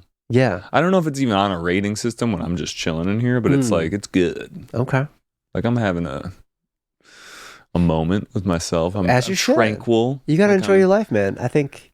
Yeah. Premium vibes, I think on like a esoteric level, I'm like, the peace comes from within, right? So if you're cool with it, yeah, and I can express that anyone around me can also be cool with it, like we can share that vibe. So here's what I'm thinking, because I think I was just describing, this is like my sanctuary. Yeah. Right. And I chill in here and this is where I can find peace. But that's not necessarily a premium vibe. A premium vibe is, to my head, is at least something where it's like got a little bit of excitement. It's a little elevated. There's like, there's something about it where you're like, ooh, this is, yes. Yeah, and that's really what we try to do with the album release party. So I think it's like the venue's great. It's well designed. It's in Lincoln Park. It's The really, venue's nuts. really nice part of town. It's got a Dolby Atmos recording studio in it. And the bar, the staff that we brought in was fantastic, super friendly. And I just wanted people to come in and feel comfortable, but a little bit surprised, and be surprised and delighted with the music quality, and just being able to like talk to all their friends and have a memorable moment. And yeah, I think that we tried to create Premium Vibes IRL. It's almost like high production, but you don't need to use. Like I'm trying to continue to define premium vibe, but it's almost like you got more in the chamber, but you don't have to use it all. Yeah, either. I would say that premium vibes are intentionally not flashy, but it's high quality. Yeah, it invites a closer look, and you're like, oh, once you get to the actual touch and feel of something, you're like, oh, this is really nice. Like when you pick up a nice garment, like a nice piece of clothing that like you start. I mean, you kind of got to know too, but like the stitching, you're like, oh wow, this is actually well made. Yeah, but you wouldn't have known that right away. You know, like when except someone who's older, I think it's a Gen X or Boomer, asked me, I was like, what do you mean premium vibes? Because like these are words that they don't use at all. And I was like, dude, you know when you put on like a new jacket and you can slip your arm in and it's like smooth on the inside, and you're like, oh, this is like a nice jacket, like it fits you right, and you feel more confident, you feel like you know, this is like the one. That's a premium vibe. And he's like, oh, my wife got me this jacket. I'm like, yeah, dude, like the premium vibes they're welcoming. Like, please come and share. Like, I'm here to share the vibes, right? And I think premium vibes exist all around us. It's just acknowledging them and, you know, try and celebrate that. Ooh, can something be a premium vibe to another person that it isn't a premium vibe to you or me? Like, we have different premium vibes. Like, you know, like maybe for me, it's like, oh, I like took out this ice cream out of the fridge and it's just like just what I wanted. I don't know. That doesn't seem that premium. No. I can give you an example though with ice cream. So you know, like when we first take ice cream out of the freezer, it's too cold. My freezer sucks though. Oh, is it not cold enough? It's not cold enough. Yeah. So is the temperature of the ice cream correct every time you pull it out though? No, dude, I just don't buy ice cream anymore because my freezer sucks. I got to talk to my landlord. Anyway. So that freezer not premium. Freezer sucks. Quite obviously not premium, right? It's like C class. Yeah. So I always think like we got mochi once to like freezer mochi, and they say like take it out. It's like a fat one, and like take it out of the wrapper and leave it on a plate for like 30 seconds, and then it's the right temperature. And like when it's at that right temperature for about 5 seconds, those 5 seconds is a premium vibe. Because if it gets too melty, you're like, this is now inconvenient. And it's dripping all over my fingers, and it's like a nuisance, not premium. Premium vibes are fleeting, but that's what makes them special. That's what makes them special. Golden Hour. Golden Hour, you're like, psh, it's just one. No, it's not golden hours. It's one, bro. Start going into blue. I like Blue Hour too, which is the after golden hour. That can be fun too. Anyway, I think we've defined premium vibes, but I've been having fun with it. Just so we don't fucking, you know, stay here forever, even though I'm enjoying this conversation. Yeah, likewise. But let's talk about Shure, because I think that's a big part of your life, and it's your main job. But I have some questions about Shure. Yeah, because I'm like proud of it as like a Midwest Illinois person, because is it an Illinois company? Yeah. Sure. We're talking about the people that make this microphone. Yes. We're talking, their headquarters are in Illinois. Absolutely. Yeah. So headquarters are in Niles, which is not too far from here. No. We have another office in Skokie. We used to have an office in the Loop where I was. The Skokie one? Oh, wait, no. Is it the Niles one? One of those buildings. The Niles really one is the huge one. Yeah. Okay. Niles one, it's all like concrete and glass, and it's very industrial. It's beautiful. But it's huge, especially like in that neighborhood where you've got like the Niles Leaning Tower of Pisa down the street. What is that? Is that a premium vibe? I'm not sure. I'm unsure. I need to suss that out and check it out in person, but I'll come with an update. It's weird. I brought my girlfriend there, and she was like, "What is this?" Because there's nothing around it that's like nice. They rebuilt the Leaning Tower of Pisa, just But- in a suburb of Illinois. Yeah, I guess it's like a sister city. It was like a gift. I don't know what's going on Oh, with that. okay. I don't know the history. I'm trashing it. It's like especially in America, anything like that, I'm like, it's kind of gimmicky. And you're like, we have this habit of doing things in America where it's like we took something that was great and we made it like a fast food chain. Mm-hmm. And there's something like, oh, like we made like the world's largest sombrero. And we're like, why? Why did you do that? Yeah, it's like not even practical. But yeah, no, Shure is a big part of my life, of course. So you are the Midwest marketing guy. Is that I am, correct? for North America. So I've been on the marketing team forever, but North America, not Midwest. no, not just Midwest. No, Don't Yeah. listen to me. yeah, I'm bad at we national, baby, international. But Shure is an incredible place. I think the people there are. It's you really do have. I always find it a little cheesy when people are like, oh, my company's like my family, and like, no, these are not my relatives. But it is a very supportive work environment. I think the people are really what make the products great because we all want to do great things and we want to empower other people to make great art through these tools. And so like there's a higher sense of pride that goes through all of the work. Like we really want to execute things at a high level. It's competitive, but in a friendly way.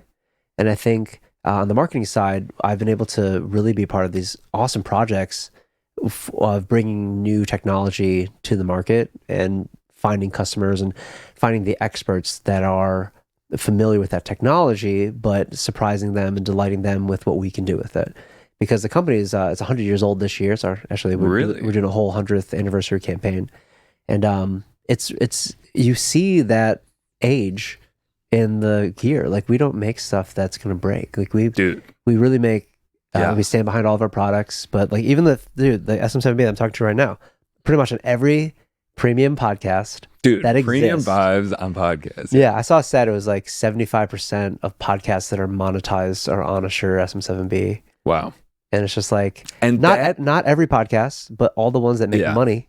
I'd say the Electro here. Voice, also a popular option. Now I'm going to talk about other mics and you'll be like, psh. No, listen, the EV mic is a good one too, but like similar backgrounds, right? So right. SM7B came from broadcast and radio, and the EV came from broadcast and radio. So yeah, listen, we're in the same room. But I mean, I have a lot of questions because I went to school for engineering, and of course. People would, be like the SM7 or the SM57. You can throw it off a truck. You can like literally bury it. You can do anything to it. It's indestructible, and it's a microphone that people use for cabinets for their guitar, whatever.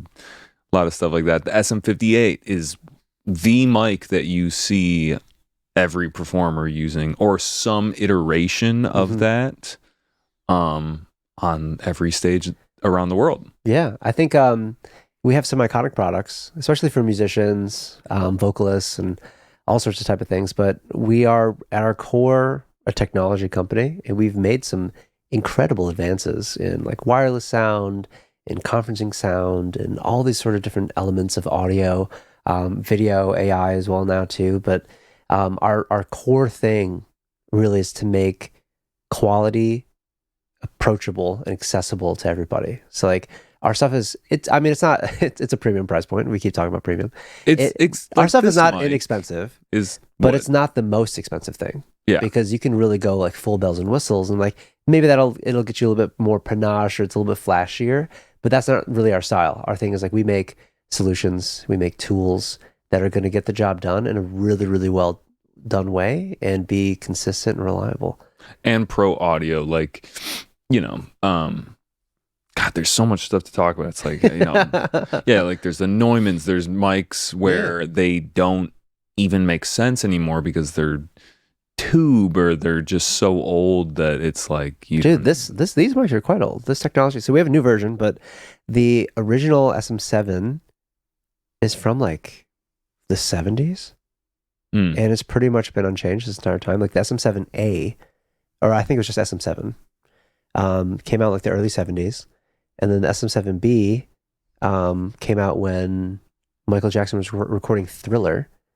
And this is way before. Oh yeah, this is some history here. Yeah. Yeah, what's crazy is that the SM7, so this is when I think it was Quincy, the recording engineer, and Michael Jackson were doing a mic shootout of figuring out how to do like the Thriller album, which obviously like one of his most successful pieces What of album, work. dude? Yeah. Yeah, what album? The Thriller album? What's that? But obviously, Michael Jackson had been recording music for a long time. He'd already been quite successful, so he could afford whatever mic he wants, right? So like when it comes to like him and his voice, like what's in between the voice and the art, it's just the microphone, right? So they did a whole shootout, and I think for his style, he just gravitated towards this. They did an entire record on that. This is a documentary with the recording engineer to kind of talk about what that process was like. But since then, it's become like a studio staple in many, many ways. So we know it for podcasting now, but this is what The Weeknd used to record all of his vocals. This is what Lauv, who I mentioned before, does all of his vocals. And I think because it has such of a neutral human voice sound, like what it picks up. And you can get right up on this thing because so it's a high impedance. It is, yeah. microphone. So if you're a belter, like Michael Jackson does really soft stuff, and then he also screams his face off, it's gonna be right in there too. I'm pretty sure in school they taught us that SM7B is also can be typically used for a kick drum. Absolutely. So I put it on a cello before. I Yeah. put it on a bass cabinet. You can put it on a snare drum. You can put it. You can honestly put it on anything. And what's cool about it, and hopefully this doesn't make much noise, but you can pop the filter off of it. Yeah. So if you actually look at where the mic element it is, sounds different immediately. it does. Yeah. So it's It's a little crispier. a little crispier. Yeah. So like that's another technique too. If you want to try and record certain things, take the pop filter off. Wait, right? I kind of like it better, but aesthetically, I like it with that thing. Of course. Yeah. But if you actually look at the cage, right? So the mic element is almost like maybe 1.5 inches, 2 inches Yeah, it's got some room. away from here too. So that a lot of that is like the mic placement's already kind of built in to the design of the microphone. So when you're screaming into it, say I had like a 58 or like a regular microphone, if I'm right up onto it, the element's right there, right? Yeah. So this one, like I can only get so close to it. So it creates that little pocket for you. And it just leads to like a really premium result. But yeah, it's one of my favorite products here. And listen, they don't need my help selling them. What happened? Was like, in terms of like the marketing, like COVID, people started doing everything online. Was it just this pile-on effect that people were like, that is the mic that the pros use. Yeah. I got to get one of those. And it was at that price point where it's like $350, $400 or something like that, where it's like, all right, it's not impossible to get. It's a little bit of a price, but once I have one of these, it's going to work really well. Yeah. And I'm good. Yeah. I think the best part about this mic, and a lot of it's like, it just built into design of the product. Like it's a really well-designed product. And I think this mic specifically, it's a dynamic mic. So you have to speak right into it. But what's great about that is if you are starting a podcast or if you're a professional podcast, maybe you don't have all of the sound treatment in the full room. Maybe you're not recording in a studio. Maybe you're recording like in a kitchen. That's very like echoey. But this mic, you have to get so close to it, and it's already a dynamic microphone. So it's going to focus on what's right in front of it. That's much better for that type of environment. So I think for people that are starting a podcast, people that are starting a YouTube show, people that are doing live streams, like they can't fully treat everything right away because there's only so much money they have, right? So like if you're buying a computer and you're buying like a mixing board and an interface and cables and boom arms and chairs and stuff for your show, like you want to make sure that the mic kind of work for you. And this is very much the working horse of that setup. So that makes sense. It kind of just happened naturally. And we reinforce that message now too. We've come out with additional versions and like the SM7DB with the cloud lifter and stuff like that. But right. Yeah, because I'm going into a mixer, which I'm using for amplification, then that's going into a Focusrite, which is basically like a little bit of extra gain. But like, so I don't need a cloud lifter technically. No, because you already have that built into your chain, right? So right. But yeah, I could see getting in and being like, wait, I don't have enough gain. What's going on? You know? But and a lot of that too is like this thing, once again, designed in the 70s, right? And we have a new one that has a cloud lifter that it's got a preamp essentially you can built into it. But a lot of that too is like the technology that exists now has more abilities in terms of like power, just like the electronics are a little bit more different. So when this was designed, XLR was like the only connection you could do. It was like that and 1/4 inch. And those like USB, like way before like USB-C.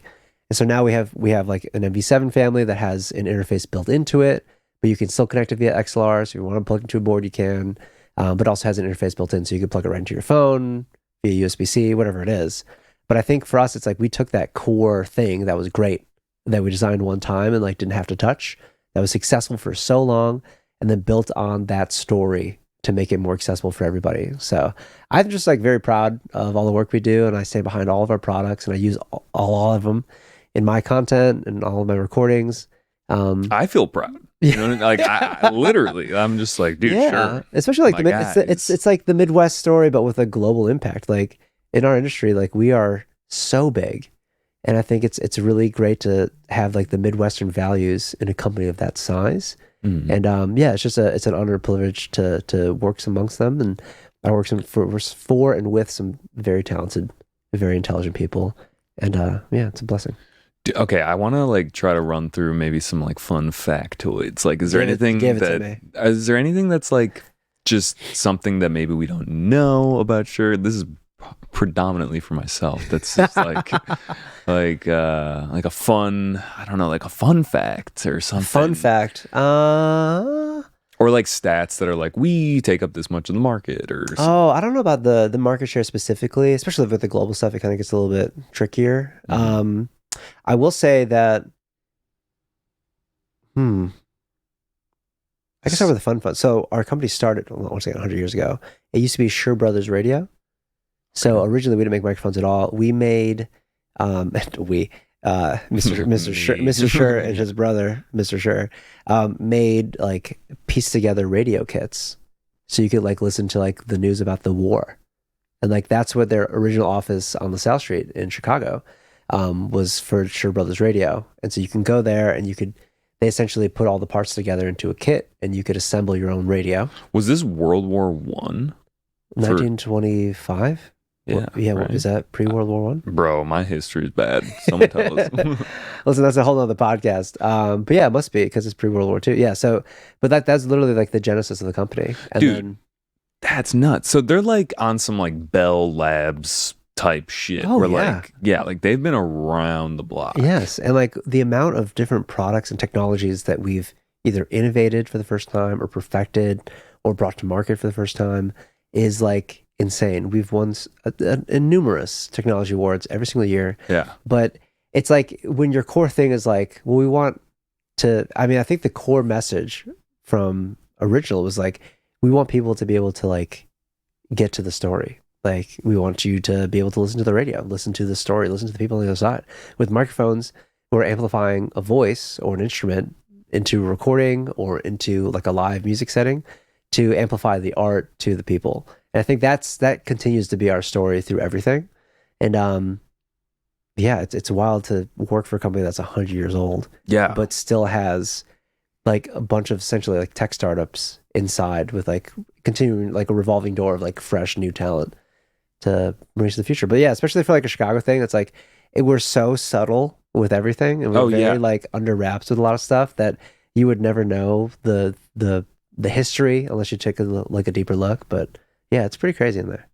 What's a product without, I guess, I don't know how much you can talk about, but that's like, you know, coming out or something, a technology that you're excited that like the company's exploring that could be big for the future? Yeah, I mean, we're always working on exciting new technologies. I mean, the engineers are brilliant over there. I wish I was a proper like. You ever get in at the ground floor and they're just like tinkering and you're like, whoa. Yeah, I got a lot of buddies in engineering, and we do a lot of product testing and stuff like that too. We actually just came out with. I was talking to you before the podcast. It's a microphone with a built-in interface, but it's a 2-channel interface.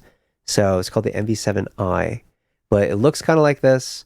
It's got a touch bar on the top where you can have like volume and gain controls. It's got a headphone out on it, but it connects via USB-C. It can work with your phone, your laptop, your iPad, whatever. And you get a microphone like this connecting right to your device without anything else. It's got an interface built into it. So it sounds great, easy to use. But then there's another jack on the back where you can put a 1/4-inch or XLR mic into that, and you can turn this into a 2-channel interface. It's a world's first technology. It's really crazy. But what it does is like, say I have I'm like a YouTube show and I talk into my mic, plug it to my computer, that's all my gear. It's like computer, camera, microphone, that's it. But I have a guest or I want to play piano live, or I want to play guitar into it, I could just plug it right into the back of the mic and I get 2 distinct channels. And then each one gets the benefit of all the software we have as well. So we have this app that pairs with it where you can do like compression, EQ, AI denoising. You get it for both channels. So it kind of takes any like XLR mic like the SM58 there, which generally is just kind of like the mic and cable, and that's what you get. But when you plug it into that specific mic, the MV7i, you can add all of that digital technology in as well. It's really crazy. It's not for convenience. That's just like, I don't even have to buy an interface. What's that? I have it in, I just buy the microphone and I'm good. It. Yeah. So does it, just a nerdy question, does it provide phantom power? Does it provide phantom power? We'll look at the stats. I don't know. I don't know. Yeah, like I don't know. Plug in a could I plug in a condenser microphone to it? Yeah, I don't know. That's a good question. Yeah, I would refer you to shure.com/US. Yeah. Okay, cool. That's my nerdy question. But Sure. Also, I don't know why I feel this way, but I feel like I have a stigma towards anything that's a microphone that connects to your computer via like USB cable. Do you think that's because you went to audio school? 100%. Straight up, yeah. But I've never really had that much experience with USB mics. But I think that like it's great because you don't have to do all the other stuff. Mm-hmm. Like you can just plug it right in, good to go. I also think it's cool to have like a mixer and a bunch of different like inputs and exactly. I think maybe back in, let's say like the early 2000s, USB technology was not anywhere near where it's at now. Like latency issues, just general like audio codecs were just not the same. And I think, many people's first microphone is probably like a USB microphone that plugs into like a computer and like a Yeti, or like a Samson or like anything like that, where like a parent is just buying something for their kid. It's going to be inexpensive and they just want their kid to record something. And like the mics work and whatever. And I think like the Yeti was a huge impact in streaming and all that sort of stuff. But I think we've grown that technology extensively. And I think there's still obviously like cheap and not that great sounding like USB microphones out there that are like, I'm sure you see them on like TikTok Shop all the time. They're like $40. Oh yeah, you like plug it into your phone and then that someone's just like holding a little mic. Yeah, and you're like, cool, like looks the same, does not sound the same, right? So I think for us, like all of our microphones, we really focus on the quality of the audio. Like that's the whole point. And so if we have to put that at a certain price point, like that's just the barrier to entry because we want that quality to be there. Still trying to make it as affordable as we can. But I think USB technology, specifically with like stuff you can plug into your phone, the phone like is one of our most powerful devices because that's the one you update the most, and you have it all the time. Yeah, Bluetooth 5 or I think they come out with like Bluetooth like 6 now. Mm-hmm. Yeah, dude, this is the thing people don't even think about. It's just Bluetooth. Yeah, there's different. Dude, Bluetooth used to suck, bro. Yeah, oh my god, strong. I had So I actually just got a new car, but my old car was like a 2013 Mini Cooper. And the Bluetooth was just for phone calls. It wouldn't do audio. It wouldn't do music. Oh. And you're like, well, how could it not do what music? But it literally could only do the phone call, and it was just not the best. And it couldn't use your phone's microphone. It had to use the one that was built in the car. It was just like the lowest level connection. But now with like that technology, because it's so easy and we're used to everything being like simple, like AirPlay or like AirDrop, like the iPhone ecosystem stuff. Like it's insane how the technology advances in a very subtle way where it's just like, oh, this is easy to use. Yeah. And so I think a lot of our new stuff, we want to make products that are easy to use because I think our history of pro audio is like, oh, we're catering to like people that went to school for this, that worked in the industry for a long time, like roadies, like torment, like production guys, like AV guys. And I think the game has very much changed. And I think we've changed alongside that, like in the best way, where we have technology that's going to sound just like this, but you can plug it right into your phone. So if you want to make TikTok videos right away, plug and play. And I'm just really proud because I'm more on that side of the business of just being able to tell that story and get people on board, because they eventually become like us, where now they're interested in like cables and they're interested in Yeah, like lighting. Bluetooth 5. Yeah, or they're talking about whatever. like aperture, and they're talking, they're really getting into it. And I Uh-huh. think if we can be a really comforting, like welcoming brand with our experience and our advice, a lot of that's like we make a lot of content as well, of just like how to do anything. Mhm. And if we can welcome you in, it's like we'll probably have you for a while, and the stuff's not going to break, so you'll probably use it forever. Like I always get stories all the time when I'm at trade shows or traveling or sitting up for a gig or in the studio with somebody. They find out that I work with Shure, and they're like, "Oh, cool! Like, oh my god! Like I have and they'll name a product that they've had since like it was like their first mic, or it was like a gift from somebody, and it still works, and they're proud of that thing. Mhm. And I think it's that always like brings a light to my day. Yeah, dude. I was just thinking about this too when we were talking about the Bluetooth. Is like you kind of forget how amazing it is. Like I dog on it when it's like not connecting. I'm like, what? It's so annoying. But the other day I was listening to something, like some music on my computer. I was playing through Spotify, and I have a little Bluetooth speaker next to my shower. And I just turned it on, and it just switched the audio from in here to the bathroom. And like if I did that to like a Victorian child, as they say, they'd be like, what? That's magic. Literally, like, how do you even explain that to someone? And to be honest, I don't really know how Bluetooth works fully. Like, that's one of those technologies that I'm like, yeah, it's like waves. What is it? Like it's something. It's wireless connectivity in general. It's every time I've heard it explained to me, I feel like I learn less. You're just I'm like, just like, I'm in marketing, chill. I'm like, you're giving me more words, and I'm like, I don't know. But I think it's interesting because I've talked to a lot of parents like over the years when they're asking for like, oh, like I'm trying to get a mic for my kid, like they're a singer, like what should I get for them? Mhm. And we talk about wireless, and I think they see what wireless is on TV, on videos, and I think they want that freedom, right? Like wireless gives you that freedom without any intention on learning what that technology does. And I think that's totally fine.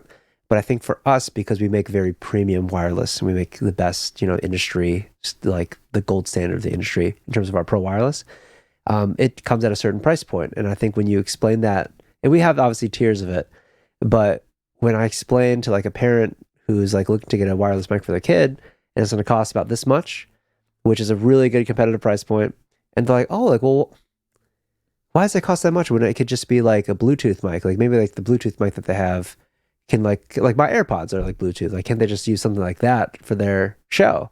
And they explaining like the difference between Bluetooth and then like proper like pro wireless.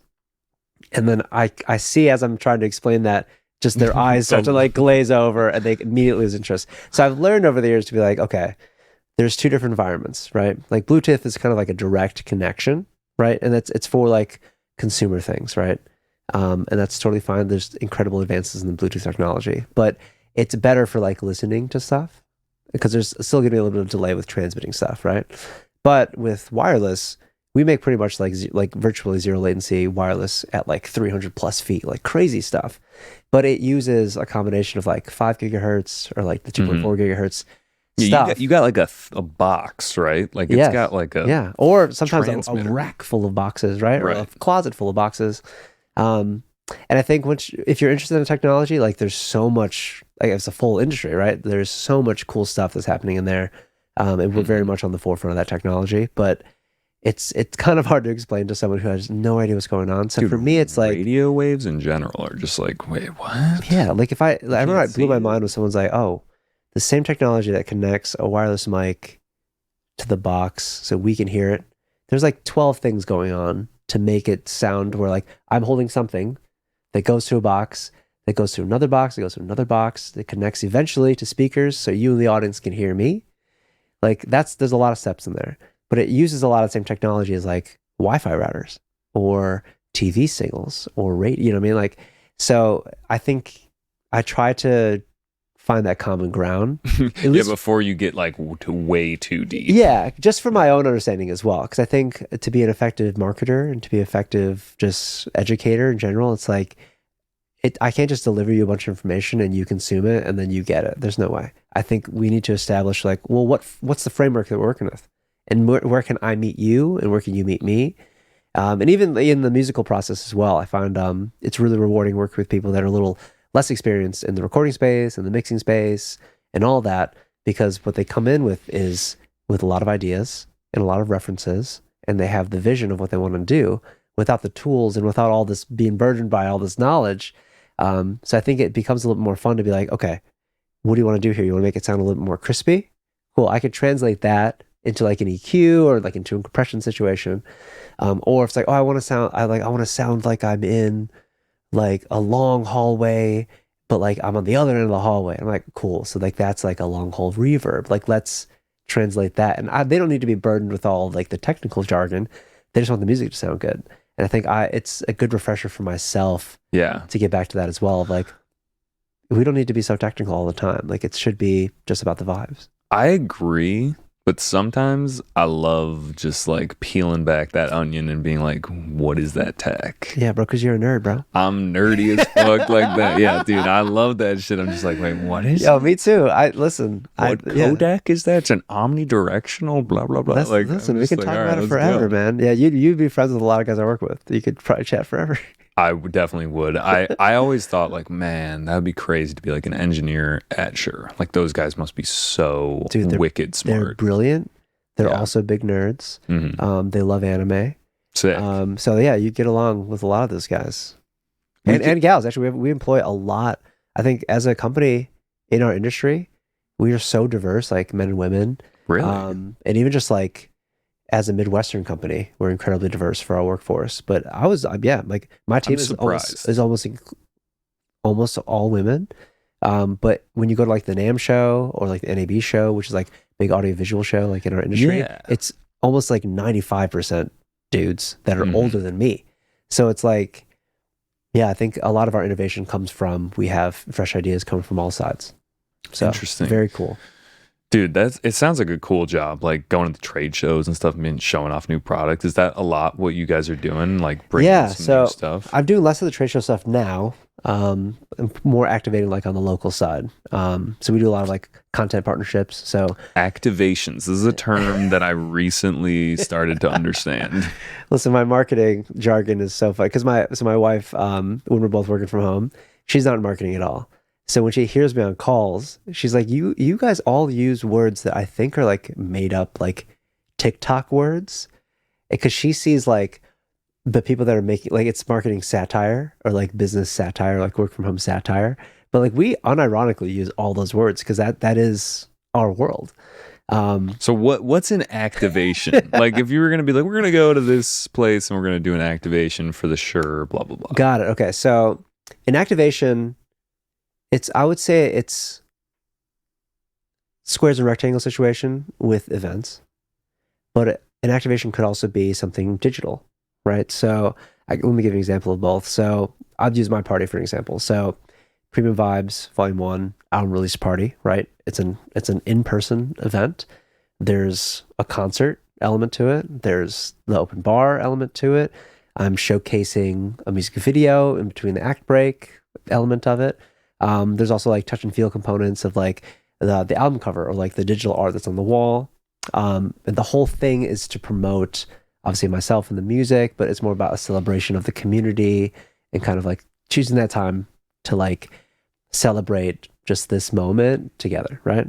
So the activation part of it would be any of the assets that are happening in that room that align with that intention of the event. So like we printed out a big foam core album cover, and we had people write notes of just like, like what's up, Maj, whatever it is, on that, and then I display that in my office or my studio. As art. I wrote on that. There you go. Yeah. So and I saw your thing. My handwriting looked like hieroglyphics. That's all right. It's on there. Yeah. So like a community event like that, which allows people to interact with the art and celebrate, and that'd be a part of the activation. Or like on the marketing side, if we didn't for this one, but if we'd collected like everyone's contact information, so we would call that like lead acquisition, and we were going to send them follow-up stuff afterwards, that would be a part of the digital side of the activation, where we are leading with the intention of, we want to follow up with all these people that are interested in the product or the show, whatever. We want to follow up via email, via text, via social media, whatever it is. We need to get their information to do so. So like usually we have some sort of incentive, like potential free giveaway, or like they get like a free t-shirt or free drink, whatever it is. And then give us your contact information. We'll send you an email, and then you get to learn more about it. So that would be another element of the marketing side of the activation. But so you're trying to activate people to the product, be aware of it. exactly, It's like a point of potential awareness. yeah, exactly. So like, even actually at the same event, this is a great. You can tell that I really like. We're doing an activation right now. We're doing activation right now. Yes.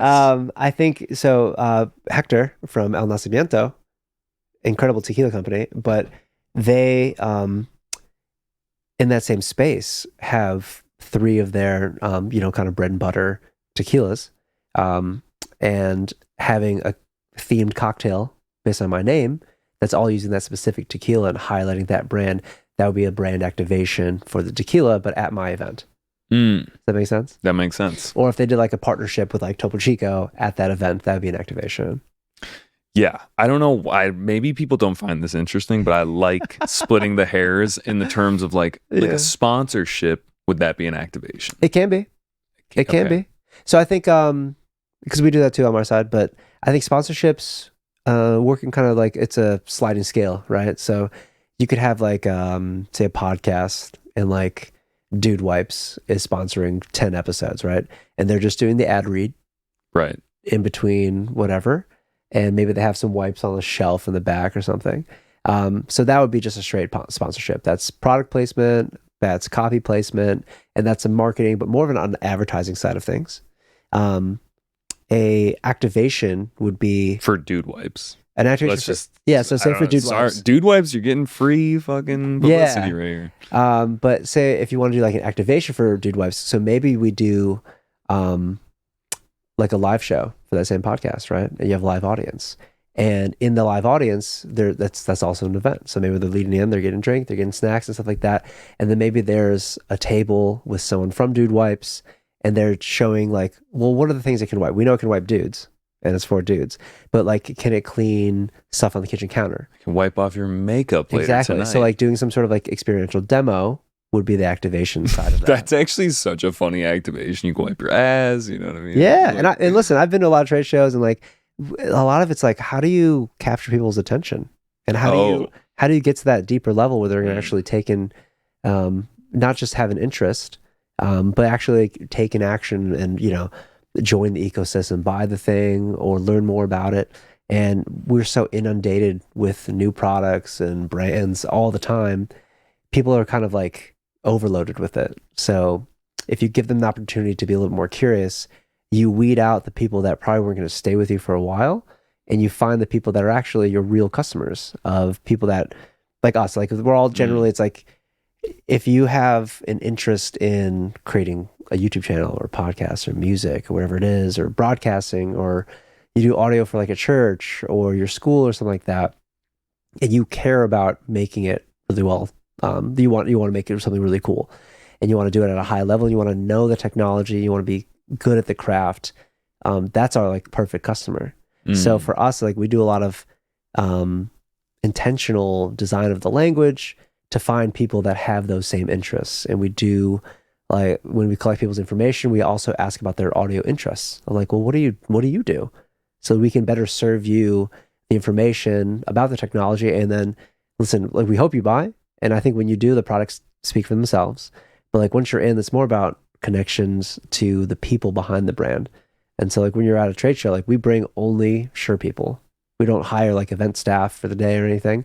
Like anyone that you talk to is gonna be like me. Like they're gonna have probably a passion project, or they're involved in music, or they're involved in the arts, and they're involved in the industry, and they work in marketing, or they work in engineering, stuff like that. Like we all, the ship it's made of the same type of components. And I think it's really cool to be around, because like our products are not necessarily for every customer that's out there, because not everyone's going to use a microphone like that. So it's exciting to kind of explore all those elements, but also make music, because everyone I work with is very supportive. A lot of them were like my entire team was at the event. Oh, really? And they're fans of my music too, which is so cool. Cool, yeah. But yeah, they're very, very supportive, and I work with some incredible musicians, or like DJs or artist managers and people from the industry. And I'm always learning more about every element that I want to do in that environment. So yeah, it's been quite great. Look, I'm sold. Yo, come on in, bro. Yeah. Come on I'm in. already sold, dude. And a lot of them are dog owners, so I'm sure Sick. they need. Yeah, you guys hit me up. That's what I'm saying, man. Okay, cool. Well, I hope that you guys found that interesting if you've been listening to this section. We could of do the that as a part podcast. two. I could literally talk to you all day about this, but just for the sake of like getting, wrapping up, I'm trying to steer this ship, But I've been doing this thing where I bring out this book of 3,000 questions, and this is just it's like an icebreaker, but we're already at the end of the podcast, so we're just gonna do it. Ice is gone, dog. It's a hot lake. But we're gonna try to extract a little bit more out of Maj before we let him go. That's a weird way of putting it. Extracting. No, distill things, me, bro. Yeah. Okay. So what is the question that you want to choose? Between 1 and 3,000. 1 and 3,000. Ooh. I feel like I'm gonna go to like a high number. Oh, you're feeling a high number? I'm feeling a high number. It's gotta be like, I'll say like 2,481. 2,481. Oh, 2,481. Ooh, this is. Would you join in a revolution? Oh. That makes me think, am I already in a revolution? Would I join a revolution? It's such an American question, bro. Yeah. I just feel like there's scales of revolutions too, There are scales to it. I think revolution. I don't need to do a whole preamble before I answer the question. You're part of the Shure revolution. I feel like in terms of like revolutionary technology, like sharing that with people. Yeah, like a marketing revolution, maybe. I think revolution, yes, but in the lighter sense, and definitely more on like the consumer personal interest sense. I think revolution of ways of thinking and revolution in terms of challenging your social circle to elevate themselves to a higher level of whatever. I think, yes, I'm so down for that, because I think my favorite thing to do is have long conversations and like thinking about thinking and really getting to the deeper level with my friends. And like, they're all such great chatty Cathys, but we really get into it. And I think that is a revolution in terms of like male friendships as well. As like my dad and his friends, they don't talk about anything, bro. Really? And so I feel like it is a bit of a revolution generationally to be able to talk about your emotions, talk about your process, be conscious and selfless when you're giving advice, or just being when you're listening to some people's, when they're explaining their struggle. And I think that is on like a human social level very important to me. And I think that is unfortunately a revolution, because that was not the standard for generations before us. So I would say yes. Am I going to go like storm the gates? Probably not, bro. But like, like in my own, I like to contribute as much as I can to my circle. And I think that's where my influence is best served. So yeah. Yeah, I think that's a great answer, honestly. And I didn't think about that.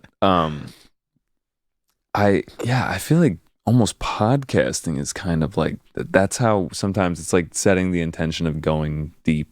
But something you said about like listening to your friends and giving them like unbiased, or just like not coding it with your own thing. Yeah. Kind of. That took years. That's tough. Yeah, it took years, dude. Because I think my parents, my mom specifically, I think is really good about giving you the answer right away. And I'm like, I wasn't looking for an answer. I just wanted to like talk about what was going on.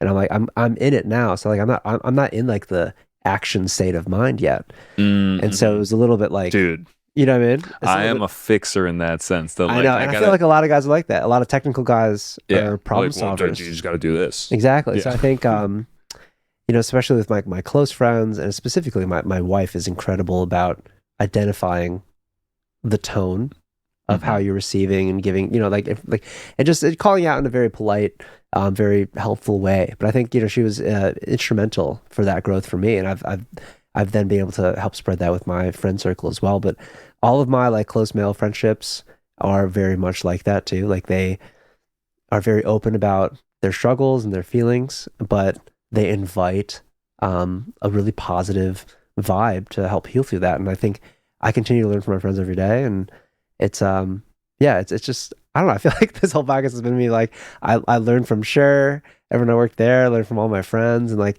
if I can just like contribute anything positive through that, like that's what life is about for me. And this time it's Premium Vibes Volume 1, but maybe it's, something else next time. But yeah, I think, Revolution. When you first said it, I was like, I don't know if I would show up anywhere.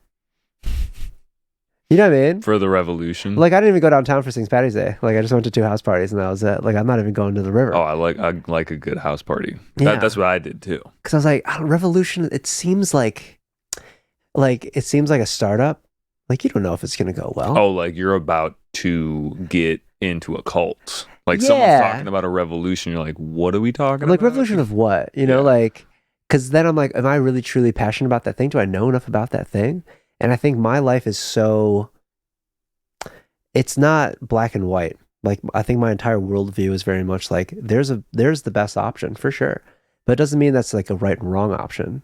I think you have to really have everything is nuanced. So you just got to make sure you're trying your best and trying to get through that. And maybe that's a revolution, because I think now the world's more like divided than ever. And it seems like there's only 2 choices for everything.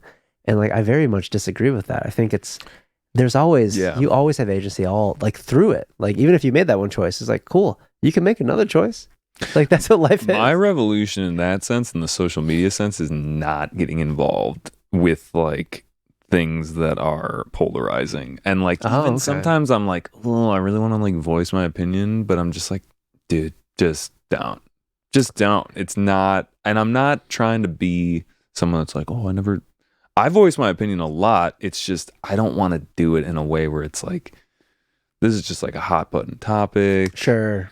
I also don't want to give away my cards. Like, I'm kind of like, you get to know that information if you know me. Yeah. And I'm willing to like tell you how I feel about this. But otherwise, this is just like a divisive topic. You know?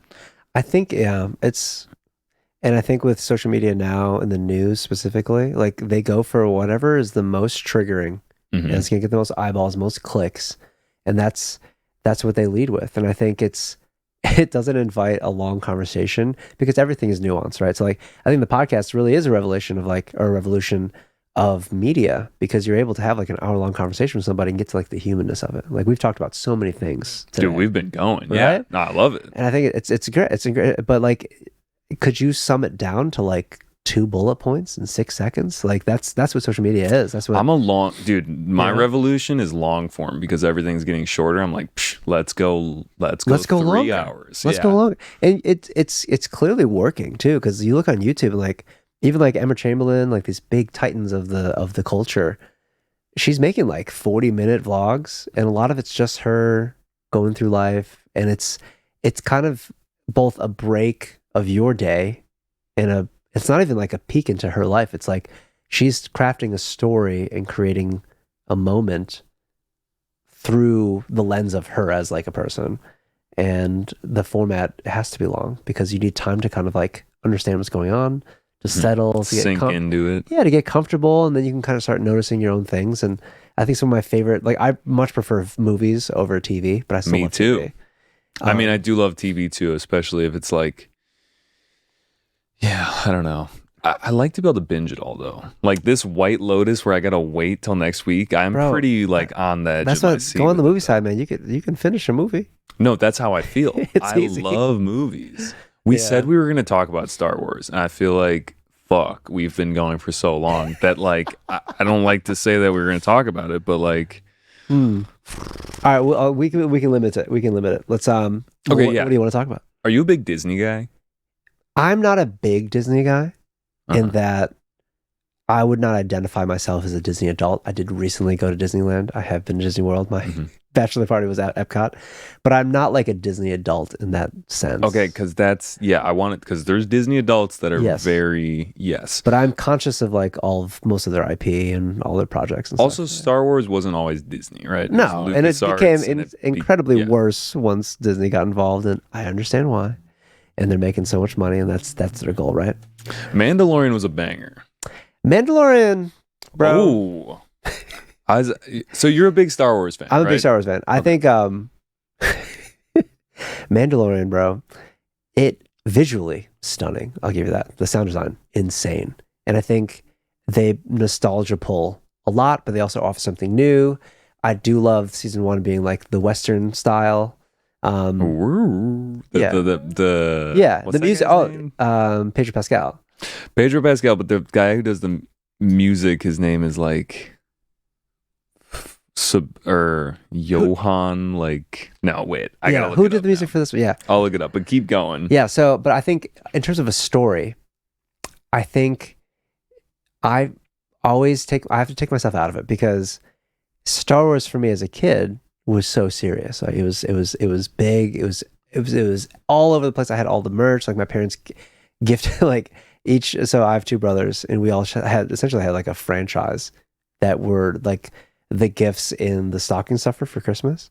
So like my franchise was Star Wars, and like my younger brother was Harry Potter. My older brother was like Snoopy and Peanuts. And okay, so, all great franchises. all great franchises. Yeah, like killer. But because of that, I've had like hundreds and hundreds of Star Wars things gifted to me that just were my things. And so like many of the Legos, like many of the little characters, like socks, like lightsaber chopsticks, like anything, dude.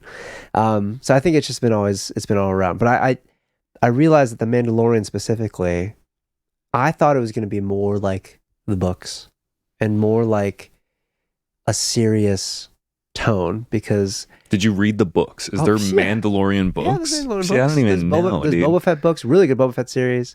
See, but that's kind of what happens when you read the book and then you see.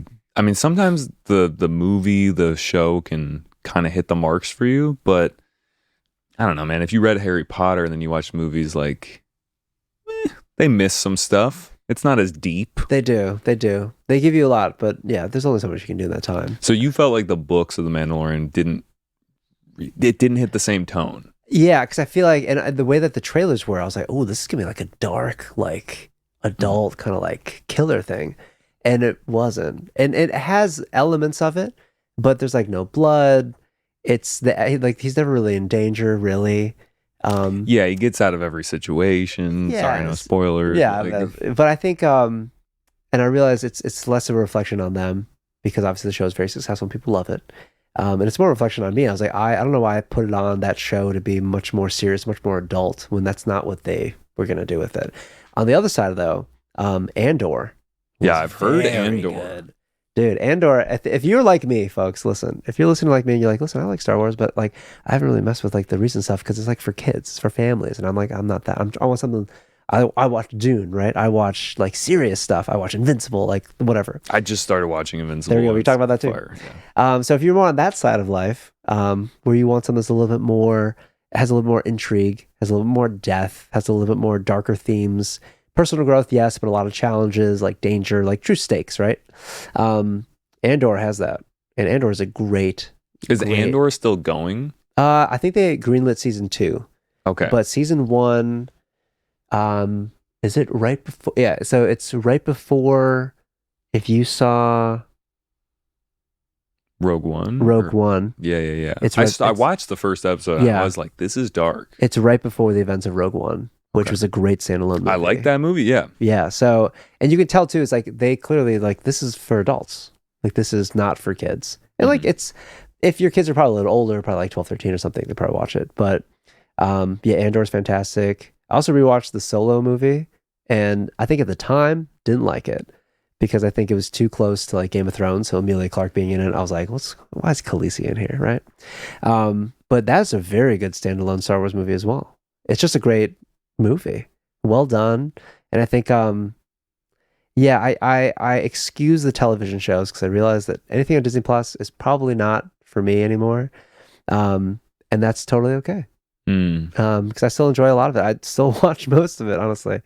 Yeah, because Disney Plus doesn't have anything that's like raunchy. Like it Not can't. raunchy. They have some more like PG-13 leaning content, but that's kind of where it stops. Mhm. And that's totally fine too. I think I just got used to like watching like, Euphoria or Dude, like, HBO is just got Severance hits. or and Apple TV's Succession, fire. like Mad Men, like all these more like serious dramas. And Mhm. like that is not what the current like House of Mouse is offering for the world. And that's fine. That's not what they do. Yeah, it's not their thing. That's And why that's cool. why we have those other properties, right? So I take it with a grain of salt. But yeah, no, still a big Star Wars fan. I just Star Wars like Battlefront and Battlefront 2. Battlefront 2 is an elite game. Fire. I just finished Outlaws, as we've talked about. Yeah. Just finished Outlaws. I'm not sure if I'm going to 100% this one.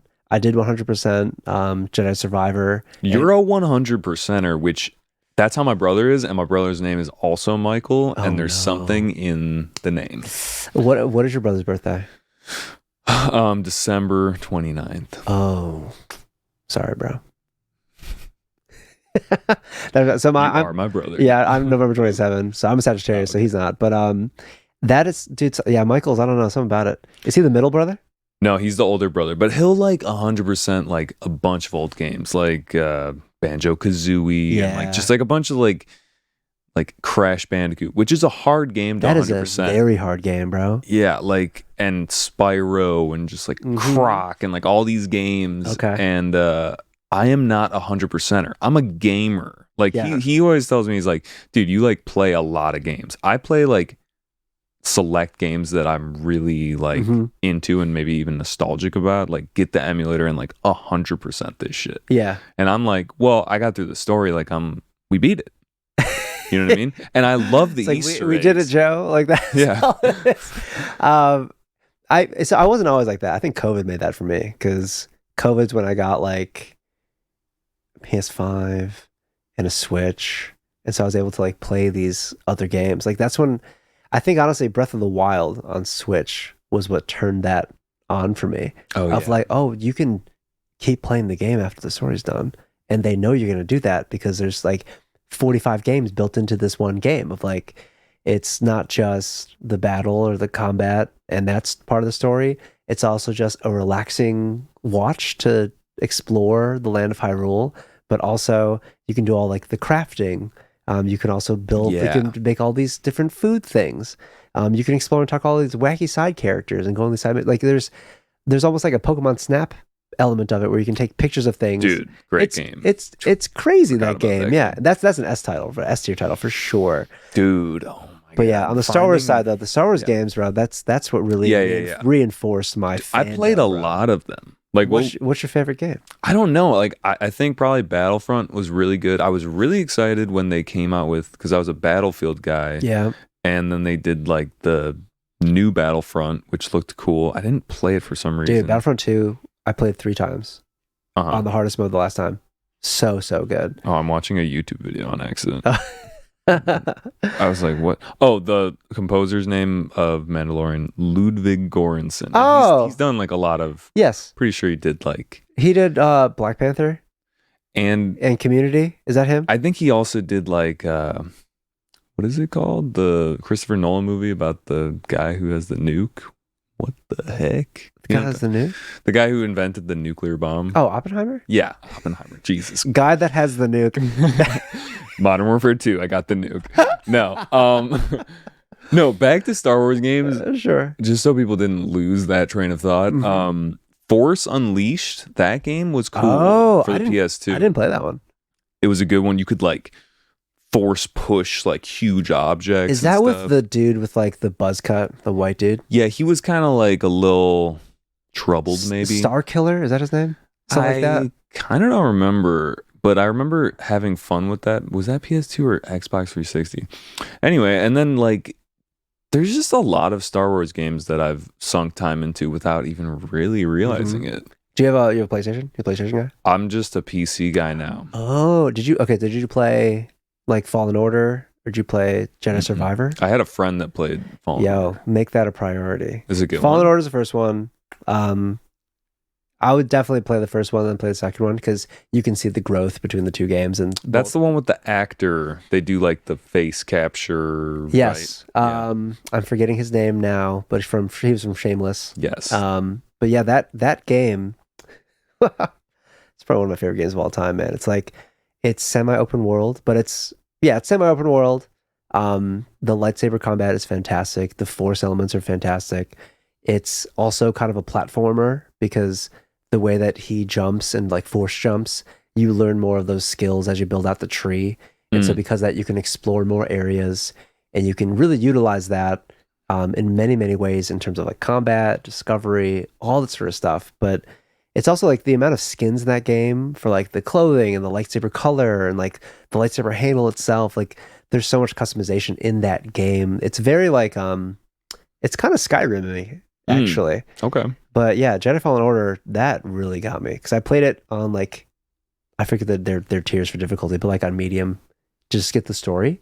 And I was like, this is a fantastic story. I was like really emotional at some of these story points here. And you get through and they're like, hey, do you want to play it again? But like all the way up, like difficulty, you'll keep all the stuff that you found, all your collectibles, all your skins, and just redo the new story. Game plus. And I'm like, yeah, I mess with that for sure. And it's a sick game, dude. I could talk about that game for days. All right, I might have to put that one on the list. I got some other games. I got the Split Fiction. I still got to play. Oh, Split that. Fiction, yeah. Are you playing that with your girlfriend? Yeah, I'm going to. Hell yeah. Did you play? You must have played It Takes Two as well. We played It Takes Two. Yeah. Okay. Do you guys play Overcooked? We've played Overcooked. Yeah. Oh man, how is your one. relationship still going well after playing Overcooked? Oh yeah, no, it's good. I've seen some couples like just straight up what break the up. fuck are you doing? Yeah, like they you realize that neither of them had worked in a restaurant before, or just been in like a high pressure like hospitality environment, and then the ugly part of their personality comes out. But for me, like, dude, like my wife, we get in the zone, bro, and we're ready to cook. Yeah, so she's very good about being vocal about like, hey, like I think we should do this, and if we make adjustments to the plan, like we call that out. And I'm really good about just like adapting and staying calm. Okay. Staying cool, calm, and collected.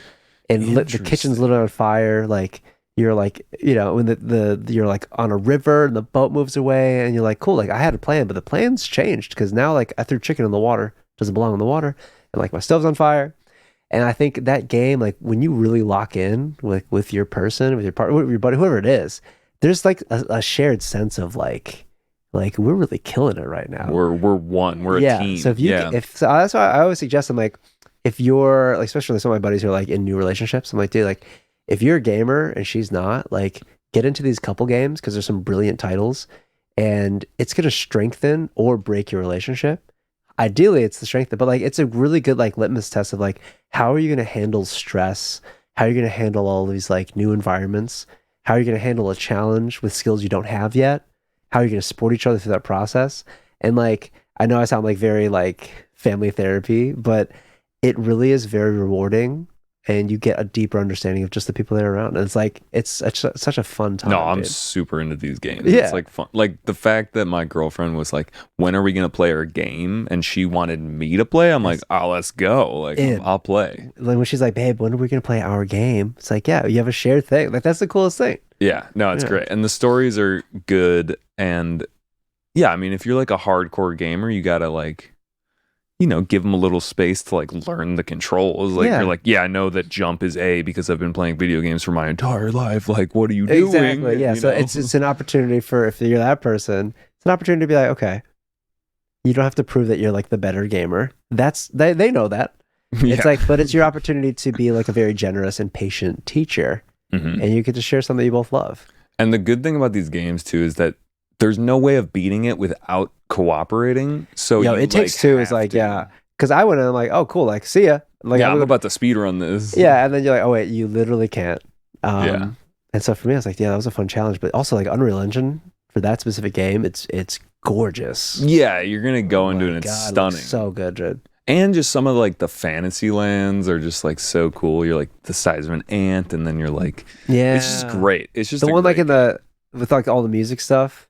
Yeah, that's great. It's like when they're like preparing for like the rock show.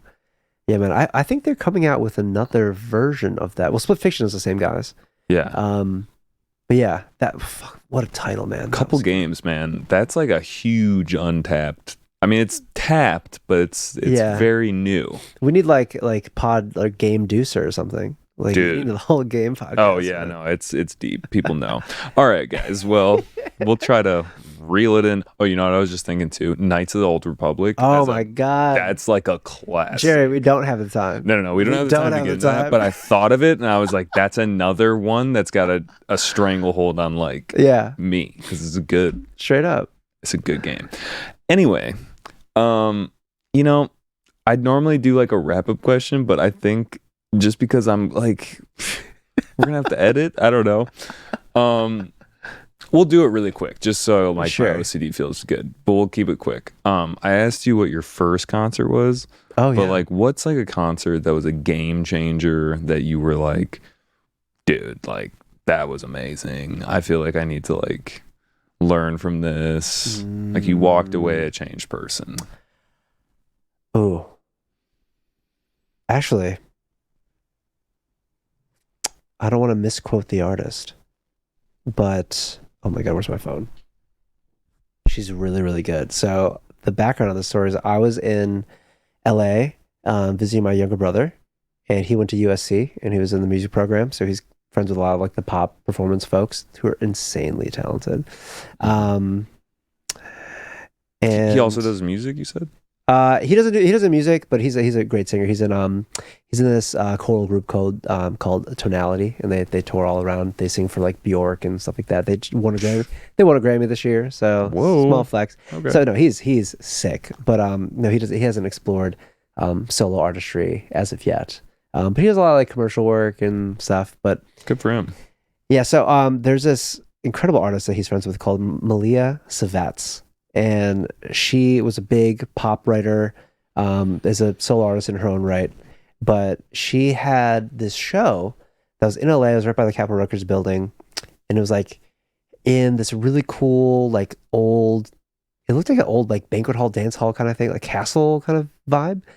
And I remember I went in there and like they only had maybe 3 or 4 musicians. And it was a tight little space. And the room was packed full of the coolest people you've ever seen. And she delivered like Grammy level vocals live. Everyone else that was playing music also was singing. Her drummer was also had like an Ableton controller and like a synth that he was playing. And then the guitarist also played piano sometimes. These musicians were doing like 8 jobs at once. And and they were also like being very entertaining. There's a little bit of choreography too. And I remember I saw like their like 40-minute set and I was blown away at the musicality. I was like, dude, I thought I was really killing it. And then I saw these people that were doing like a casual Thursday night gig and it was the best music I've ever seen. And so that's what really inspired me to be like, okay, cool. If you're nice on the production angle, great, but that's a safe space. There's no risk there. You only put out the good stuff. You only show people stuff when it's finished. When you're in the live space, like you really have to come correct on all these different levels. And it's such a different testament to your musicianship and the skill level. So that's what inspired me to like put on a real show. I'm like, cool, I need to like really sharpen up my live vocals, my like piano playing skills, get in tight with my friends who are talented and I can learn from, we can challenge each other. But the whole rehearsal process for the Premium Vibes album party release, that concert, and then of course our upcoming performances, that whole rehearsal process was very much like the informed element of that, of like, I know where I want to be and I know where I am right now. And there's a lot of work to do. And I think I found some really, really good collaborators to be on that journey with me. And we all challenge each other. And it was very rewarding. And I hope to do more of that. But yeah, Malia Savets, she's phenomenal. Definitely check out her music. Shout out. Yeah, that sounds sick. Yeah, like just not impromptu, but just like these guys gig. Like they know what they're fucking doing. Yeah, and I had no idea. Yeah. I like walked in, I was like, it's almost like I had to like force a smile because I'm like, dude, I'm having a great time, but I'm also like kind of horrified. You're triggered. I was like, damn, they're good. Yeah. Like, that's good though. Yeah, it's good. Sometimes you need to like feel that and be like, okay, I'm gonna try better. Yeah, dude. It's like being an athlete, dude. It's like you need to lose sometimes, otherwise, like you're not gonna try as hard. If you're always winning, you're like, all right, cool, I might get comfortable. Mm-hmm. But if you're going there, you're like, cool, like they're much better than me, which means I need to contribute something. I need to try a little bit hard, dig a little bit deeper, sharpen those skills, like build out that skill tree, like just game. Everything's a video. Everything's a video game, man. It's like, dude, like I didn't have that, so like let me go work on it, and then hopefully the next time that opportunity comes, I'm ready. That was some XP points that you didn't expect, dude. That's what everything comes back to video games, dude. I like that. No, really, yeah. Gotta find those cheat codes, dude. All right, guys. Well, real quick, you know, any shout outs, just not like you can be like, oh, my family or something, but like maybe not your family. Yeah, it can be your family. No, my family's chill, but they're fine. I would a big shout out to my friend Terry Anderson. Shout out Terry. Yeah. Terry's a dope. He's a dope. He's a dope. But yeah, no, Terry's has been instrumental into like my artist growth, and he's a staunch believer in everything I do and really challenges every part of the process. And it's like, dude, like I know that you can do this at a higher level. Let's do it, and let's find the people that are going to help us. He's a great musician as well. But yeah, no, I mean, he's been my manager for this project and for many, many years now. And I think it's really great to kind of have all the elements of what a music artist is in 2025 online, and you know, making YouTube videos and making full music videos and doing performances and putting out an album and like doing collaborations. And he's been very positively supportive and patient through my whole artistic journey to get to the point where we can have the output. So yeah, shout out Terry. He's on my show Unrelated, so very fun. Yeah, shout out the podcast. Yeah, shout out the podcast too. I mean, listen, Unrelated is our YouTube show and podcast. So weekly, comes out Wednesdays. And so you can find us on YouTube, Apple Music, Spotify, podcast, whatever it is. But it's more of like a pop culture, some music kind of show. We play games on there. But I like games. I'll come play. Yeah, but it's a lot of conversations like this, where like the second half of this conversation, where it's like, let's just talk about what's going on in the world or what we're into, and just like get to the jokes, get to the humor, and it's very fun. It's very irreverent. But yeah, we have a good vibe. And then the other person on the show that co-hosts is Vince Claviano, the other shout out. It's like, listen, like one of my closest friends, like a true like killer voice. Yeah, killer voice, right? Sick voice. But like those two boys, like they're like true brothers to me, like absolute siblings. And I think we've been through so much life together that it's amazing that we're also able to make music and like travel and like do all this content and do all the shows. It's like so rewarding to do it like with your best friends. And yeah, he and I are working on a collab project that should be out this summer. That's more on like the R&B hip hop side of things. So we played some of those songs at the show. But yeah, no, Vince is very talented. So I'm always happy to help, you know, to tap in to make some hits, because he's insane. I would love to have him, once he's finished with his solo records, have him on the show, because he's brilliant. Oh yeah. Yeah, I would love to. That'd be great. We should do like a cross-pollination something. We can do a collab situation. We'll figure something out. Yeah, maybe we could do like a live show. Yeah, that'd be cool. Because I think people love to hear like music that's not finished. They can get like a first look. We could do like a performance. It could be a fun vibe, dude. But yeah, we'll figure something out. Also shout out my wife, Kayla Kennedy. Love you, babe. It's inspiration for a lot of my music, very much my muse. But yeah, I think I would not be able to do anything without those three people. I think I have an incredible support network. I'm very blessed. I'm very lucky to have people that believe in me and that also like challenge me to be better. So yeah, it's I feel like this is, I mean, maybe it's the therapy style couch, but I feel like this is a really good session. This is a therapy session. Yeah, dude. I'll see you next Thursday. Tell me more. Yeah, I'll see you next Thursday. Man. Writing that all down. Yeah. Dope. Well, where can people find you online? Boy Maj. Yeah, the Boy Maj on pretty much everything. That's TheBoymaj. Instagram, TikTok, YouTube. I'm out there. I don't like shit post a bunch of stuff. I like to post, you know, real things that are happening in my life, and I post a lot of music, post a lot of like comedy stuff. But yeah, we've got a lot of stuff going on. I'm working on a new YouTube show right now, so yeah, stay tuned, and definitely check out the album Premium Vibes Volume 1. Yes, and we'll have more music after that, dude. I'm not finished. I ain't finished. I ain't done. I'm leaving, bro. Yeah. All right, guys. Well, if you made it this far, I don't know how long this is going to be after editing, but I tend to like not really do that much editing, so sorry. But yeah, if you made it this far, we appreciate you, and we'll catch you next time. Peace. We've done it. Dude, Yo, what's up, guys? This is your host, Jerry, Thanks for tuning in. If you enjoyed the episode, don't forget to like and subscribe. If there's someone you'd like to see on the show, leave a comment below. And if you're listening on a podcast platform, we'd appreciate it if you leave a review and hit that 5-star rating. Thank you for your support, and we'll catch you on the next one.